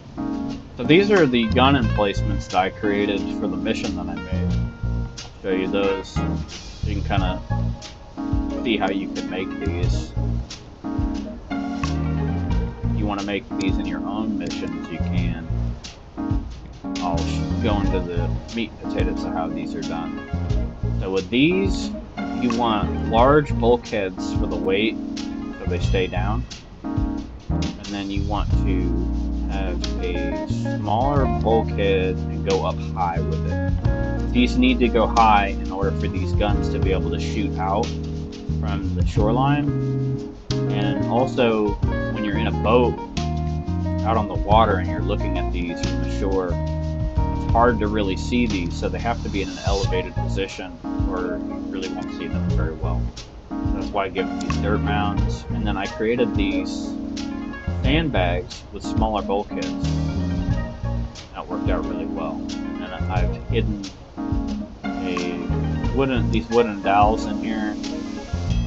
And then I also have ammo packs. So these will actually fire. These are a vehicle. So I got the twin over here, and I got this one here. So they fire from any direction. And then what I did here with this is these are a separate piece altogether. Lay it on the top, and you just kind of mix these in, and then you just go into paint and paint it with like a camouflage decal. That's how I did those. And I'll show you another variation that I created of this. It was kind of hard to do this at first because I was trying to figure out how I could make sandbags around it without using too many parts. That was difficult. I thought, man, I don't want one gun nest to lag the whole thing because like 50 parts or something, but it doesn't. So I'll show you the next gun emplacement that I created. This is the one we just looked at. So here's another one that sets low to the ground. This is learning experience. If you set the ones that are low to the ground like that, it's really hard to see them. And that's what gave me the idea to set that up on a mound so they would be able to be seen from a further distance away and be used in missions. And it's basically created the same way. We added these little support pieces here, these struts. They're what allowed that to be the way it is. So there's my gun emplacement.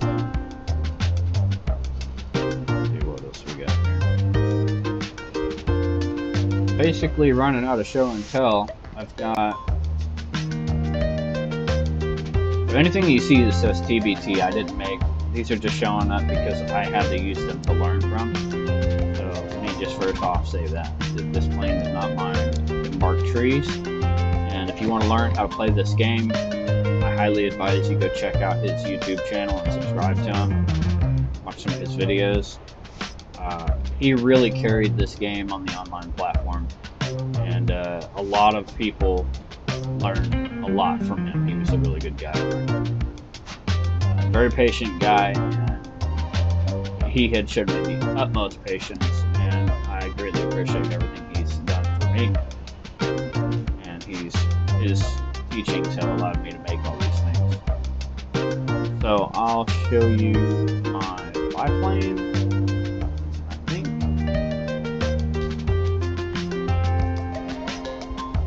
I think that's probably going to be it. That fighter I could show you, but my helicopters didn't work, so maybe show you. This Jetty boy I care about.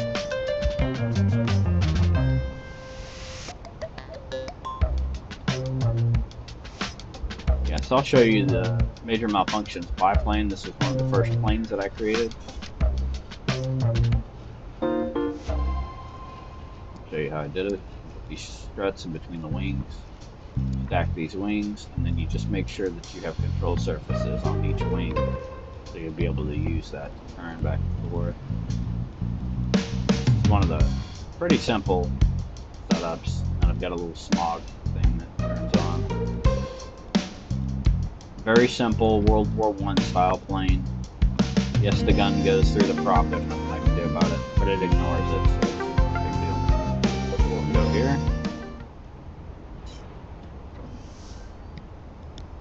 As you can see, the angle of the wings, they've actually been flipped on this version, so it'll fly a little bit better.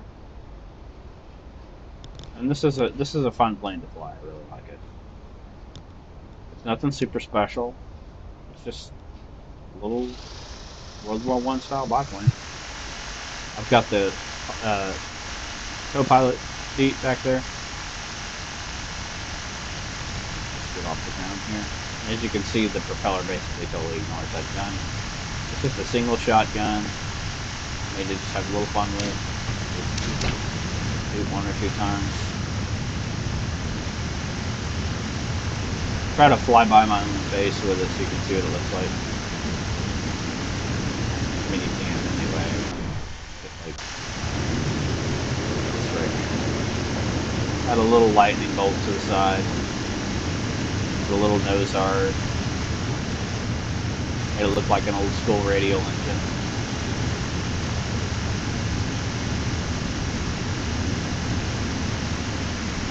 Yeah, I have one more after this. I haven't painted it yet, but it was something that I did take a little time on. It's got some really cool views in it. I guess you could say I saved the best for last.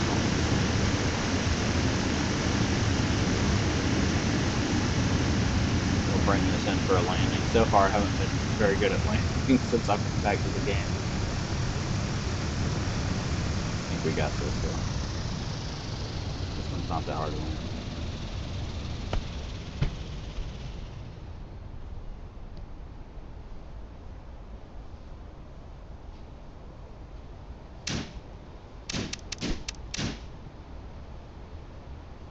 No brakes. Okay, so that's this plane, and then this is going to be the last one that I'm going to show.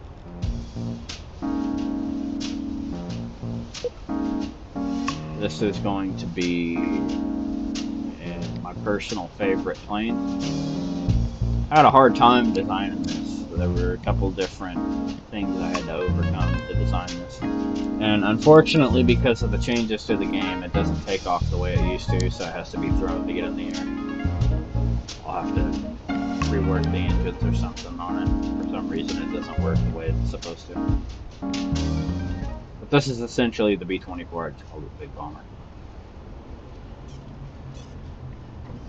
And it's pretty cool. I've used it in combat a couple times and shot some people down. But she's a big, heavy girl, and so I have to be very easy with her. Just like the real B-24, she's a bit of a pig to fly. Doesn't turn real easy. Let's just get her up in the air. So I'll show you what I mean by these engines being problematic right now. So if I start these up, I'm at max throttle right now. W doesn't do anything, obviously. So I should actually be moving. I should be rolling. But for some reason, these engines are sussed out where they won't have any forward thrust unless you throw it. So I have to throw it. But we're up into the air. Pull up the gear. Obviously, on the real B-24, there is no underneath the wing part like this. This is just a part that I had to include in order to have landing gear bay.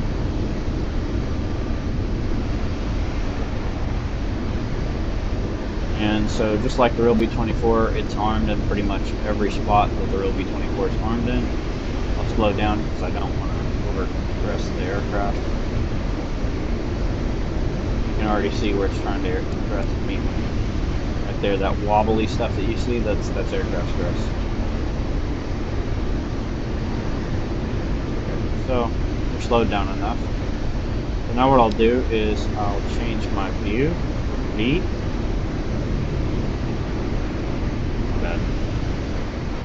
D. Now I'm in major malfunctions pilot seat. See down in the plane. Hit V again. Now in the bombardier seat. Give it a couple shots so you can see the tracers. I hit V again. I'm now in the tail gun. The way I designed this plane was so that it would look on the outside the right way. The unfortunate problem with that is that with the way that you have to design things with bulkheads and things of that nature, they're not visible from two sides. So you can't really shoot from in here. You can though.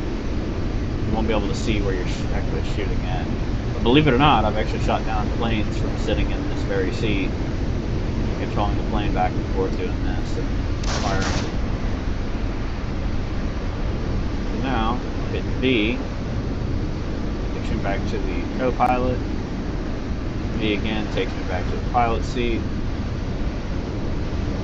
D takes me back to my player. Hitting C again takes me back. Yeah, hitting C again takes me back to the outside view.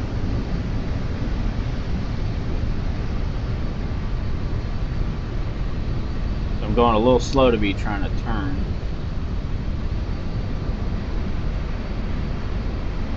Just try to kind of easy does it, stagger it back around so I don't get too much aircraft stress. I'm using the rudders to turn, whereas I can use these, but it doesn't work very well.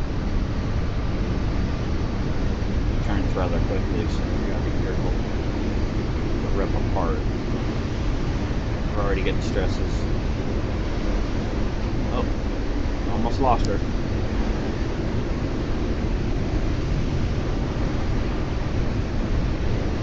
A little bit of stress.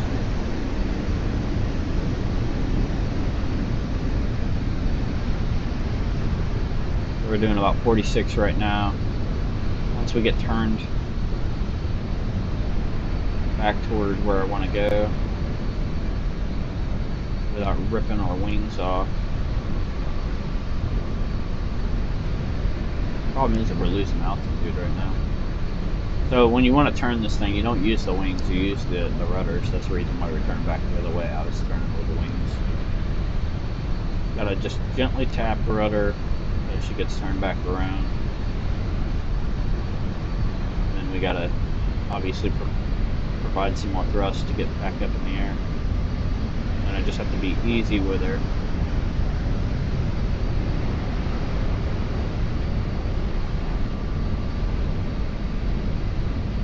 We don't have bombs yet, unfortunately.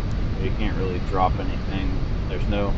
Even though I did add a bomb bay, you can see if I can open that, I'll show you. Oh, that's here. I don't remember what the button is for the bomb bay to open.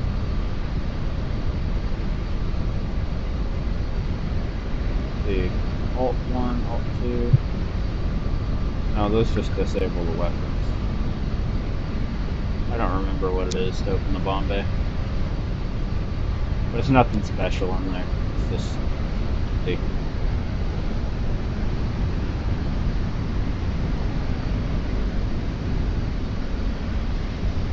I want to say... Let me check the settings. Like, input... T1, T2, T3, T4...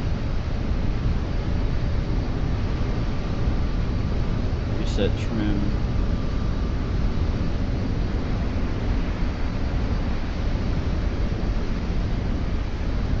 Yeah, I don't see it.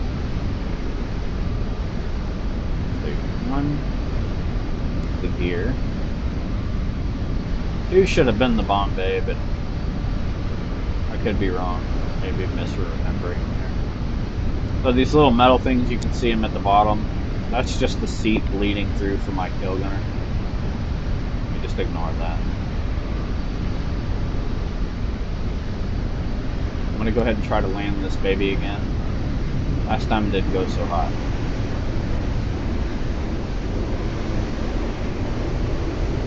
I'm getting a lot of stress.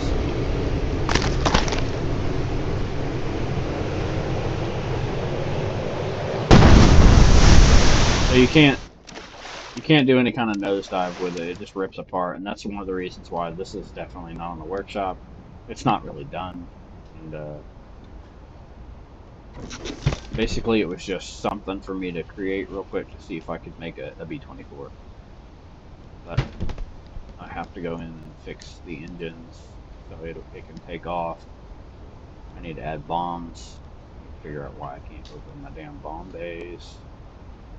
So we'll take it back to the inside, and I will activate the bomb bays if it'll allow me. I think you can do that. You just have to hit. We'll use offset. Click this part. We've got. It says T4. That's not the correct part.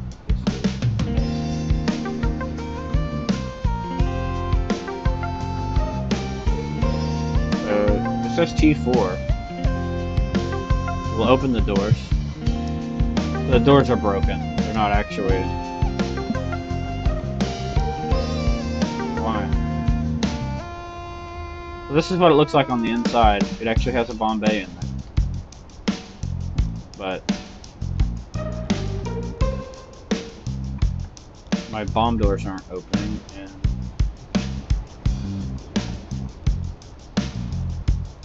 you're supposed to be able to test that part in here, and it's not doing it. No idea why. So every piece you have to click it, and then you have to change the curvature and flare. So this is a process. If you want to design anything in this game, everything's a process. One piece at a time. Everything has to be changed in flare to get it to be the right thickness and all that. You gotta make sure your bulkheads are the right kind of bulkheads for what you want. Ideally, all turrets should be able to turn, like this belly turret should be able to spin. Top turret, engineer seat should be able to spin. It'd be nice if these could go left and right. And that's where those rotors would come in, but that's also going to have weight. She's already pretty heavy, and it's really hard to bring her down. He was all on S, and I tried to go almost into a nosedive, basically. I shouldn't have done that. I should have slowed down. But I was just basically flying around. I thought I could just bleed the speed and dive in. Well, the way this is designed, it's not one solid piece. And so it's easy to get all this stuff to start stressing really bad. Whereas if it was one solid fuselage, wouldn't happen. The way I have this designed is there's several different things that are just kind of mixed in, and then other things stretched over the top of it to get that look. So that's the reason why my plane kind of rips apart sometimes. You have to be really careful with it. But realistically, a big heavy plane like a B-24 or B-17, you wouldn't be doing like evasive, hardcore maneuvers with it like that without having the wings rip off either in real life. It's kind of realistic for that to happen, to rip apart that too much aircraft stress. So that's going to do it. Those are all the different vehicles that I have. I showed pretty much everything that I've built, and we are 2 hours 12 minutes in the stream. I'm gonna take a look at these real quick and see if I can push or prop. Reduce thrust in the opposite direction.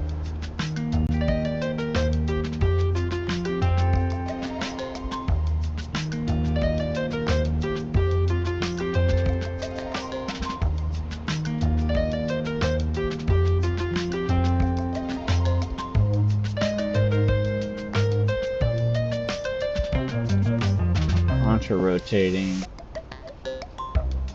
So with that, that's to cancel out the torque. You have to. Let's see.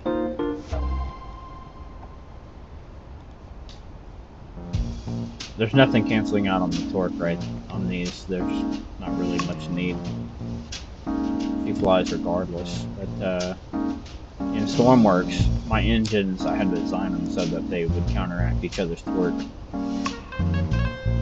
I might do a showcase of some of my Stormworks stuff another time.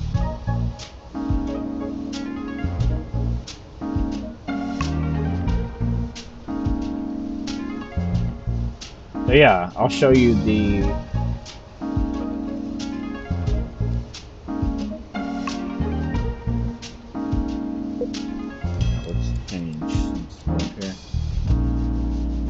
show you how these rotors work. Kind of confusing. This is PBT Trimbark Tree. This is his stuff. He would tell me to grab different things that were his and learn from them, but this was when I was trying to figure out how you actually fire ammo. We used to have a thing, we didn't have these pieces, which that's another thing I'll look at real quick. We've got some new different items, new different pieces. You click on place, come over here, we've got some different new stuff that they added that we didn't have before. So like this, where is it?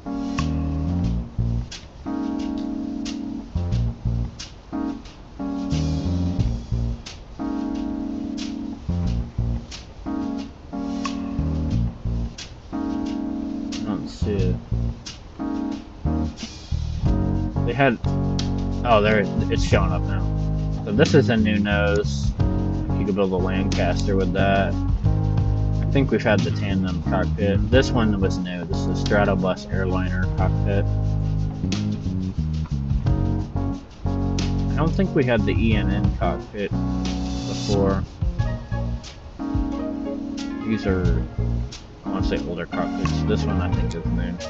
The fighters. I think this one's new. No, this one's not new. This is the one that I used on B-24, I think.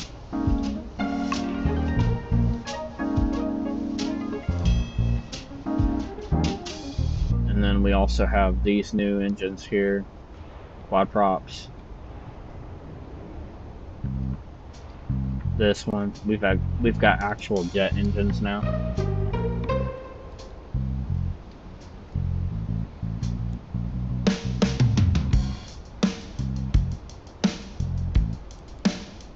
Looks like all the same old rockets. There's some jets.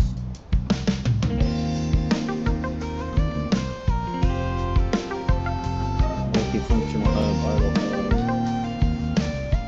It's all stuff we've had. Monster wheel, bike wheel.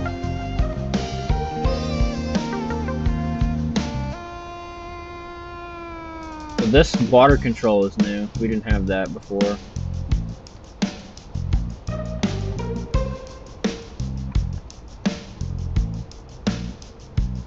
Our magnetar, I don't think we have that either.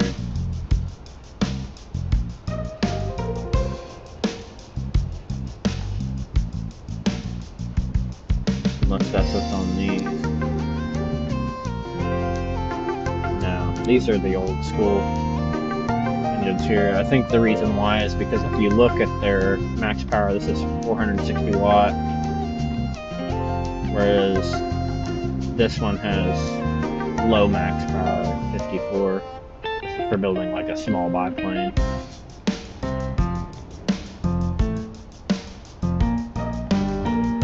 You need a lot of power when it comes to these kinds of engines.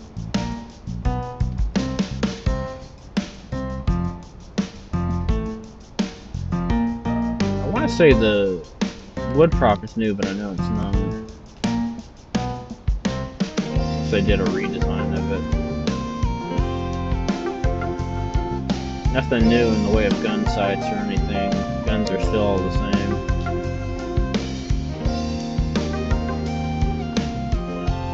One of the things that they did add was a tiny helm. So now you have that, you can add to like the sailboat. We have steering wheels now. Whereas you can see on my old creations, my old vehicles, we didn't have these kinds of steering wheels anymore. This is a vintage steering wheel.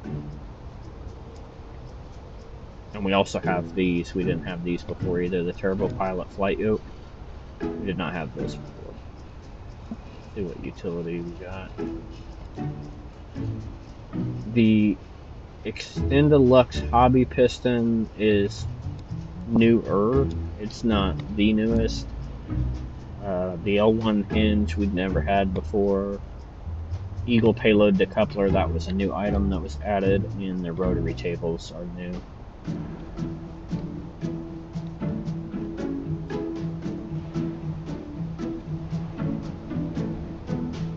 So if we go to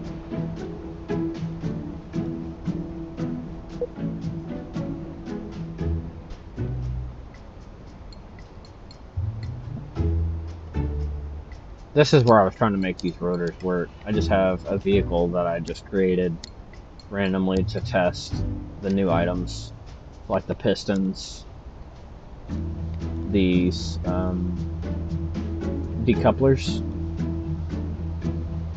Eagle payload decoupler. I'm not sure how I don't know if they're using ballast on these or what, but I just tried to see if it was. I don't really know how this stuff works. And these may not even work. This is an old build. Whereas if I take these off, they'll probably work. Let's just rip them off. This is. Let's get rid of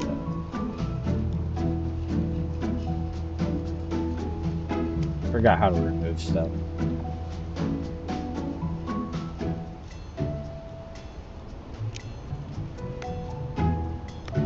You just like, yeah. If you hear it fall, like it fell on the floor. So you take these rotors like this, you put them out here, and then what you have to do is you give them power, obviously. You take these here, just run that power to that. Sometimes that matters and sometimes that doesn't. And then we'll take, that'd be in offset, I think, and then you right click it, and then you go into input, and you set these for what you want them to do, on whether it be yaw, controls, reverse.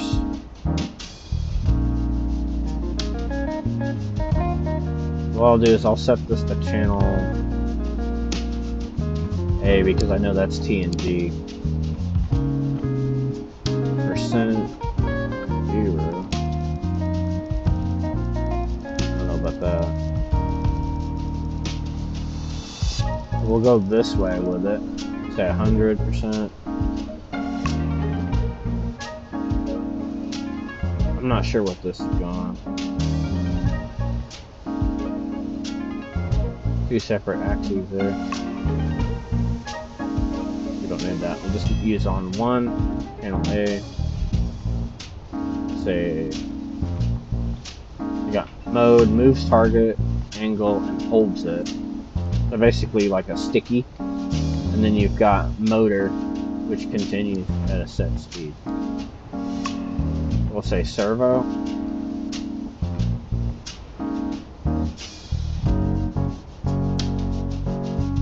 And then you set your angle. We'll say 180. And then to show whether or not these are tilting, what we'll do is go over to place, and the easiest way to do this is to just put a gun on them, like that.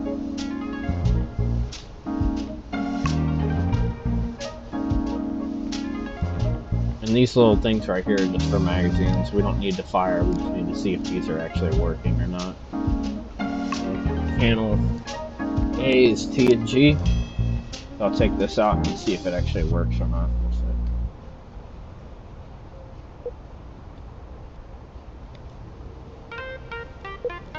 You gotta save this thing.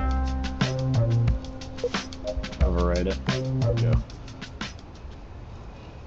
Okay, so if I've done everything correctly, they're already working, even though I don't have anything set to them. Yeah, they're a little weird. I don't know. We'll figure it out.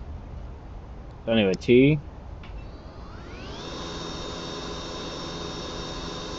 You can hear some kind of motor working on T. But those are definitely not working in the servos. TNG should have worked for those. I'll get back to the shop. So I was still trying to understand how this stuff works. I really don't know. Channel A.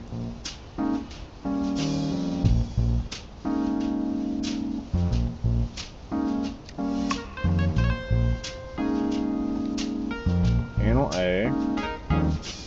Servo. 100%. I think that's your strength. It moves it faster, I think, at 100%. This channel A. We'll set this on channel C or D or whatever. Servo. Save. Overwrite. Go. It should have reset the angles of the guns. I don't know why they're freaking out again. I don't know what's going on. It's supposed to be on servo mode. It shouldn't be doing that. And then start. And then we'll hit T. I think that's connected to something else. Now let's try U. Okay, so U works. U and J. There we go. So that's how you use the rotor tables. They can't be on the same channel as something else already on a different channel. Check that out. Is that not cool? So you got a 180-degree angle. Unfortunately, you don't have any more than that. But you could probably get 180 degrees out of that, more than 180 degrees out of that, and I'll show you how to do that. Take these off. They what's up here? I don't see where they went. I'm supposed to just be able to drag that like that. So we took those off. I have an idea on how to do this. I don't know if it's going to work since I've never used these really. So we'll take these rotor tables, set them like this. I've got symmetry mode on so they place like that. But then what we'll do is we'll take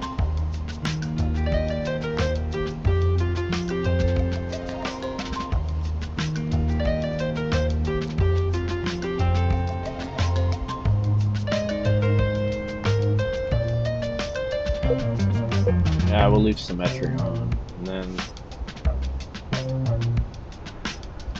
take this rotor,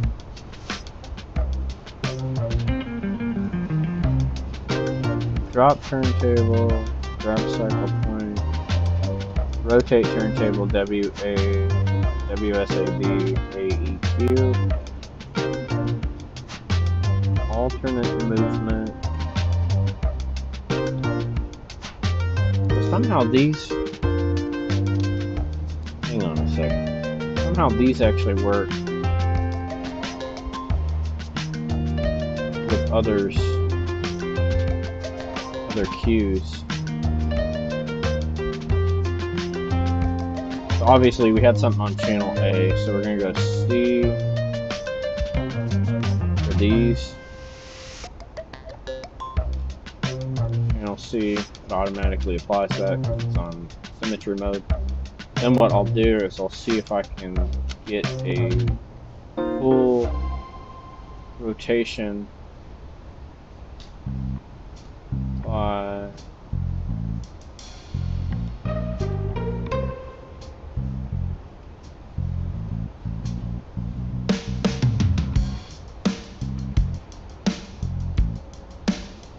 what I want to do is flip these. There we go, like that. Do that. I can't really tell what angle this is at. Let me see. What angle are these on?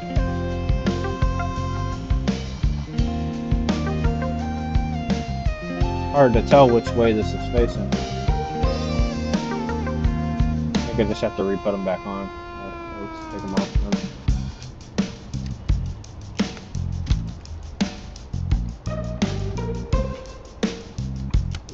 This. Okay, so that's facing forward like that, and then so those are facing forward, and these need to face maybe like that, and they do stack. And we'll plug them up to power.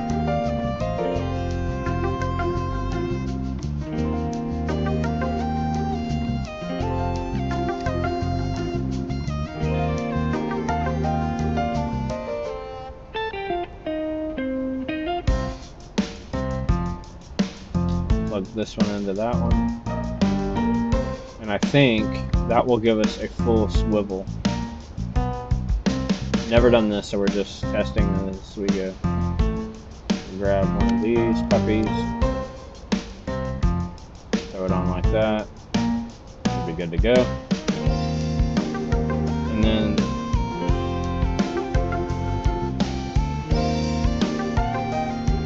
this is the confusing part. So these can't both be on the same channel, I don't think. So we'll put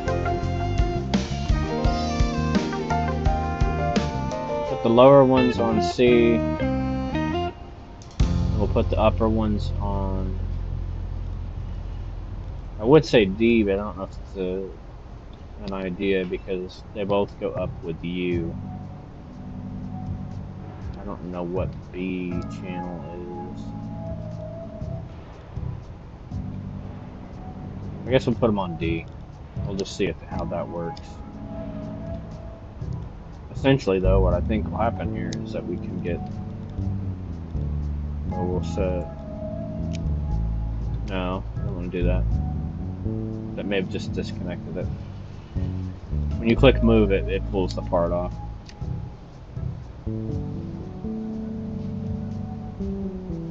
That's why you gotta be careful. Don't accidentally click this, especially on anything you already have built, because it disconnects these parts from the model. These might actually be completely disconnected now. Hopefully not. We'll see.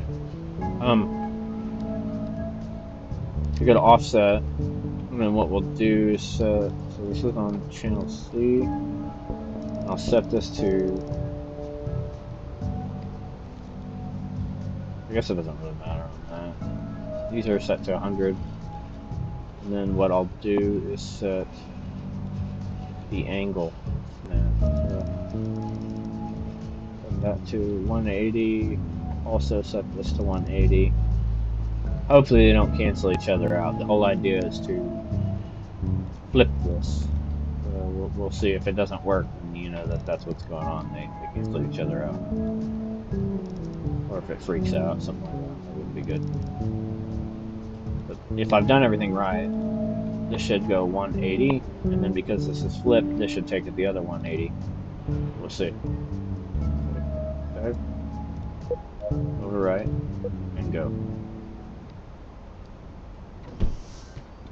And we'll turn this on. And so U doesn't do.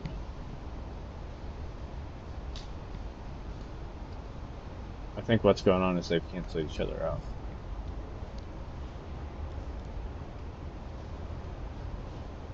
I don't know why they wiggle like that. It's so weird. I think they're wiggling because they're contradicting each other.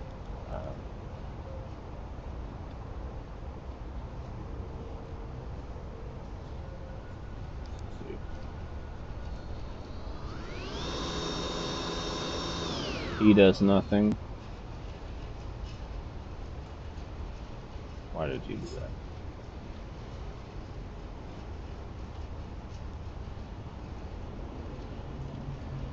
U should have done something there, and it's not, so I think they're canceling each other out. Putting torque on the other one to go the other way, and they're just canceling out.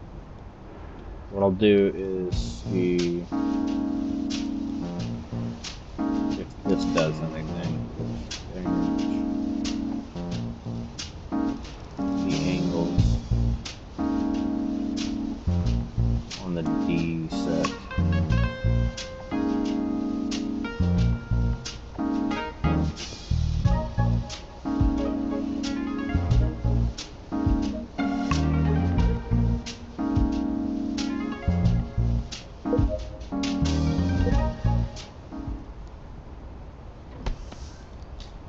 Should automatically give you the option to flip those. I don't know why it doesn't. I gotta figure this out though if I want to be able to use my feathers. Engine's on. Channel A is already set to an engine, obviously. C and D still do nothing. I don't know if that's because there's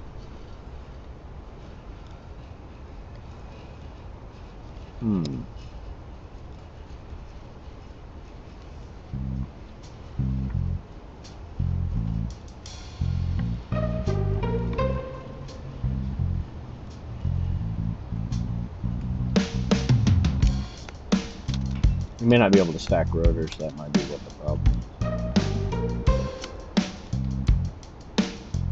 is. I bet this will work. If I take this one here, turn off symmetry,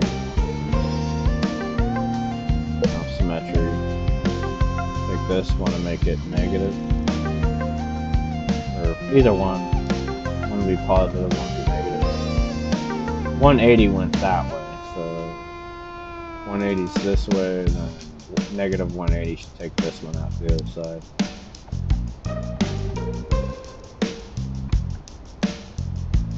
See if that works. And I also have to probably repower these.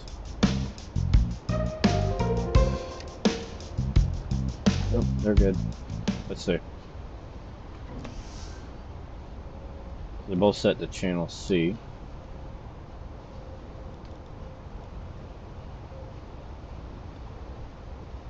They both look like they're trying to turn in instead of out.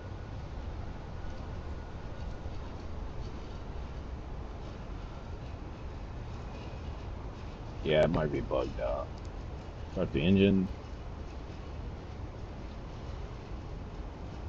No.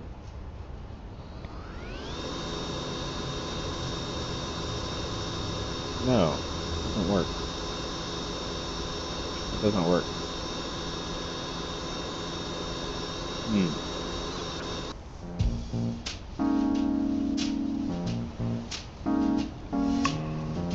Well, you saw them work first, so they do work. It's just I'm doing something wrong here. I think I forgot to turn them on to servo. Servo 180, negative 180. That'll probably work. Probably what I was doing wrong. Turn symmetry back on.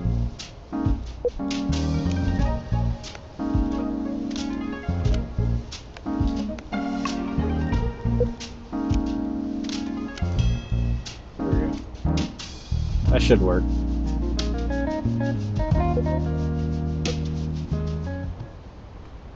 I forgot to set them to servo mode, that's why they weren't working. Now they're both still going that way.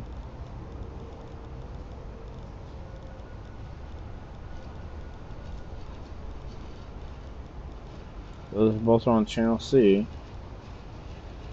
They're both still going that way, even though I have them both set to go opposite directions. Let's see if that's actually still the case. Maybe they reset. Sure, and click to this. Target angle 0. It's slaved. I see what's going on. If the symmetry mode is on, it fights the yeah. They're both at 0.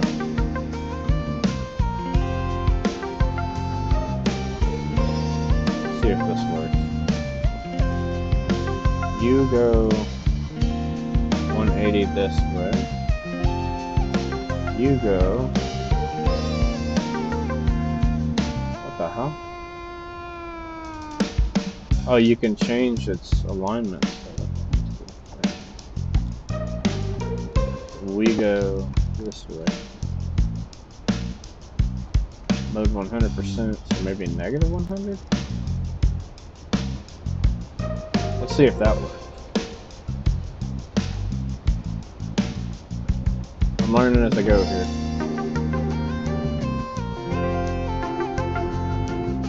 Let me make sure that's saved. Negative 100, negative 100. Save. Alright.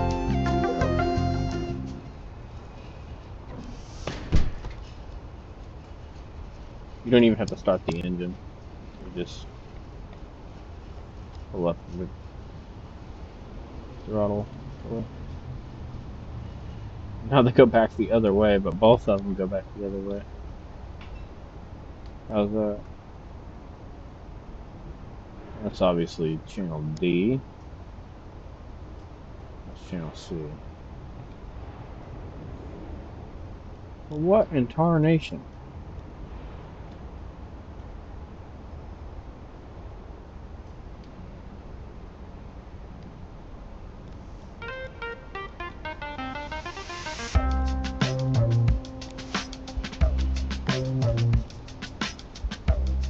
I think it's symmetry mode that's throwing these off. So let's take the offset, place these off, take these off. And we'll add these separately and turn off symmetry mode.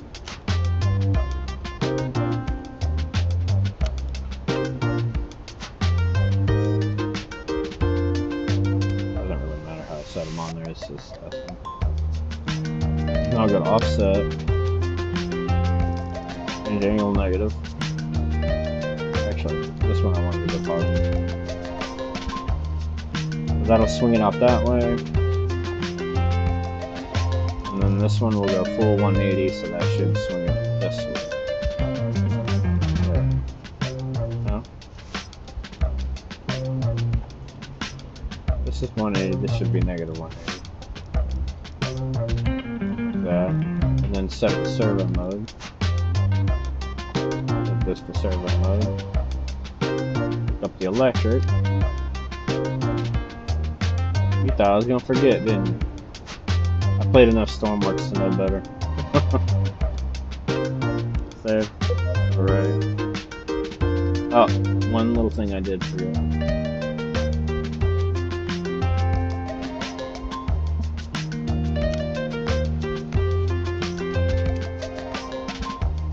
We could have placed these with symmetry mode, but it doesn't really matter. I just want to test this and see if it'll work. Right, and go. This should work this time. Alright. So we should have one in, one out. If I've done everything correctly. In theory.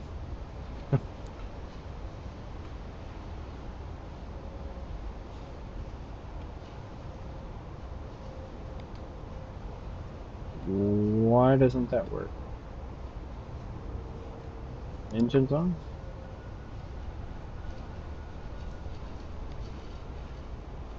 What in tarnation?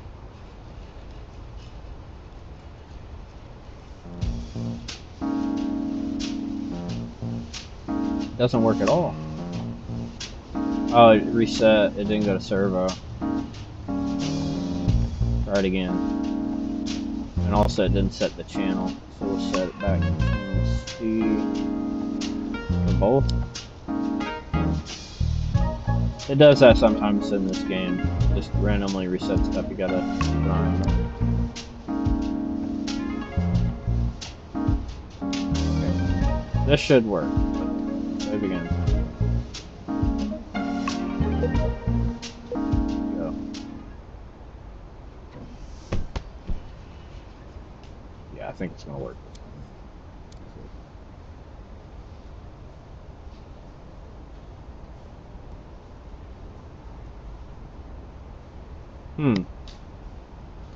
Is the engine on? The engine's already running. It just ain't working.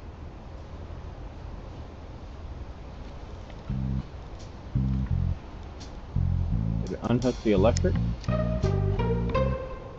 Try this.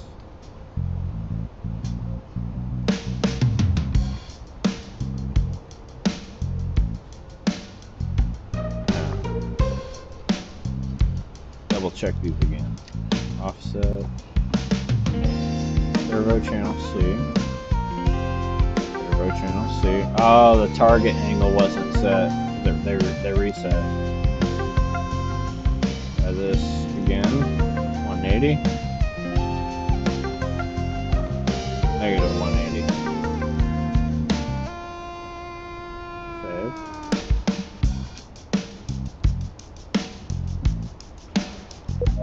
I'll just check it. Negative 180 servo C. Positive 180 servo C. Go.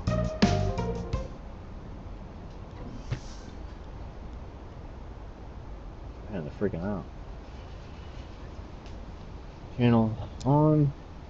And nothing. Again.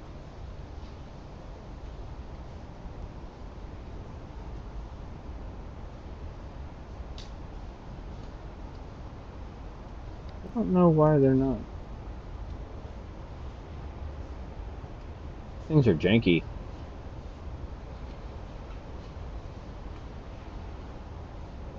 I'll start the engine. Engine's already running, so they're just broken.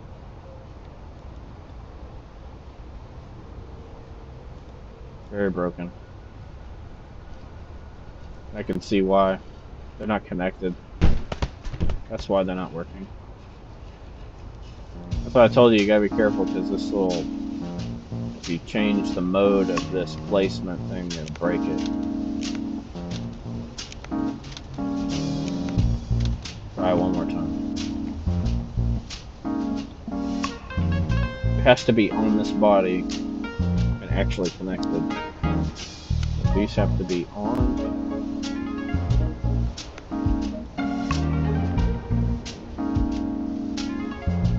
One connected.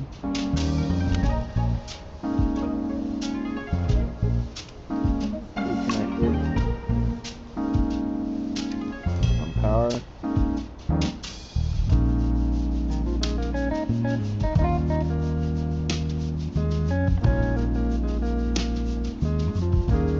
Both have power.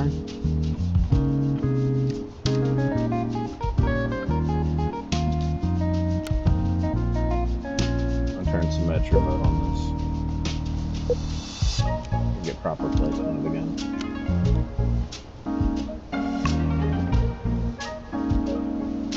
What in tarnation?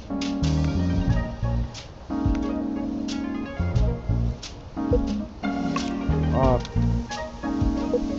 Back on.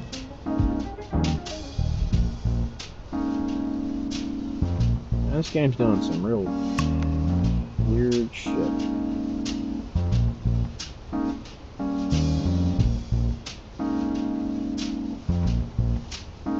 Like it's not, they're not centered or something. Whatever, that's fine. Let's see if it works.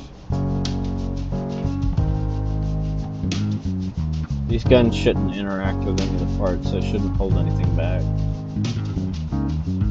Right.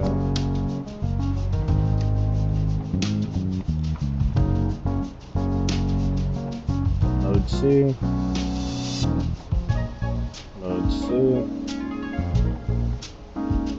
Servo. Servo. Angle 180.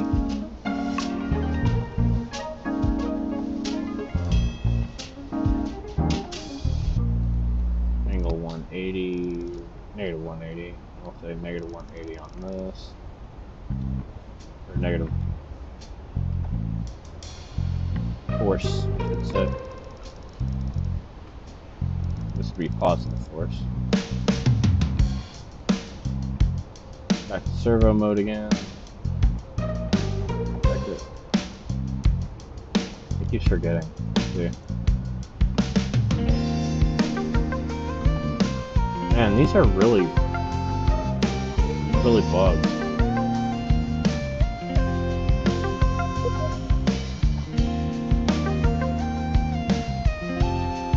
These are really bugged. Synchronize actuator values with symmetric counterparts.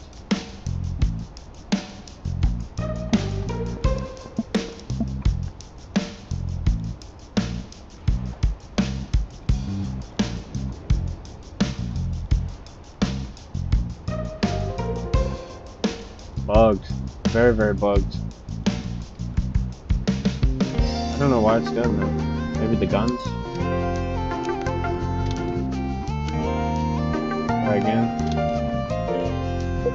Turn off symmetry.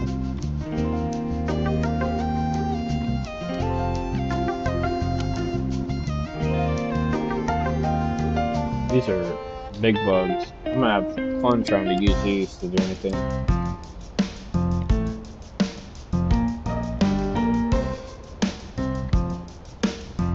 Servo mode. Save.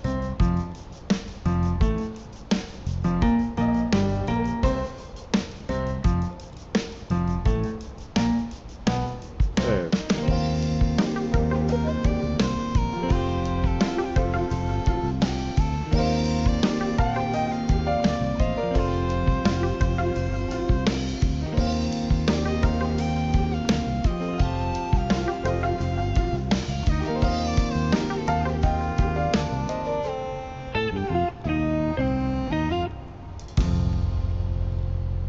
These are really, really bugged.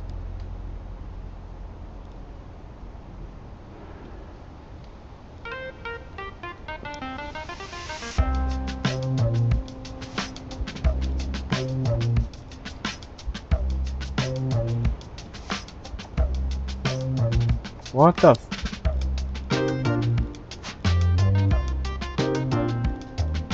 whatever. I know that they work. They just bugged. See what this actually does. E1.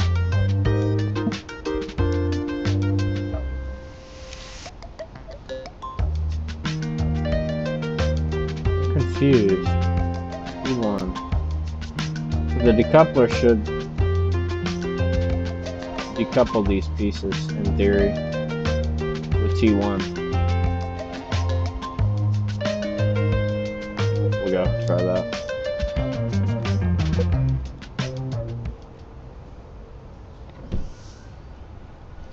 Try the decoupler.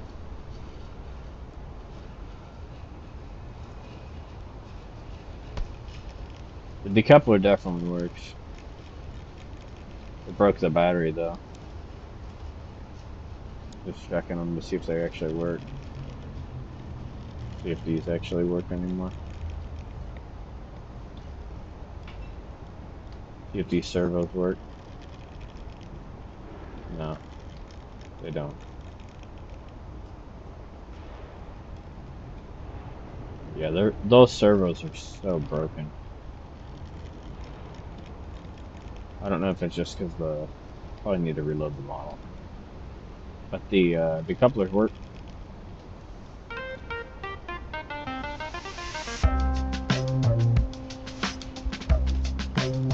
These definitely work. What are these pistons set to? Channel A. Probably the engines I were hearing. Unless these are set to channel A. They are. Let's set these channels to nothing. I want to see if these pistons will work.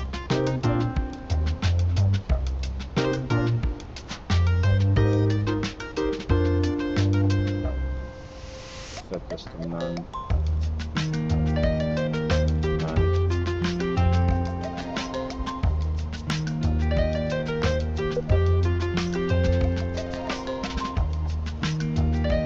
Channel A.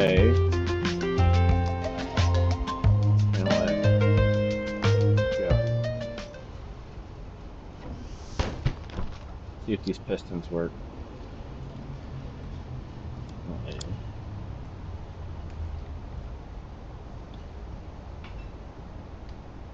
They do work. Look at that. They push down.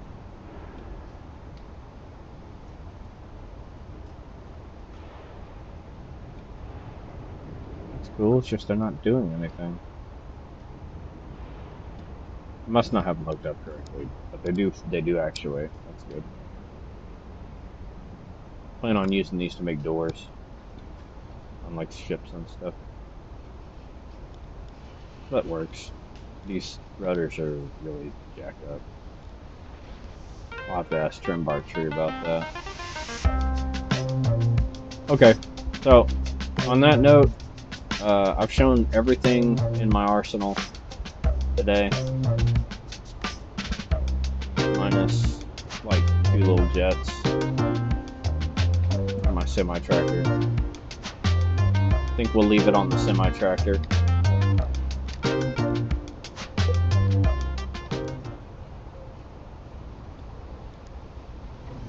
As you can see, it has hydraulics. That was actually unintentional. They still work, which is funny. And you can set this up and pull up this remote.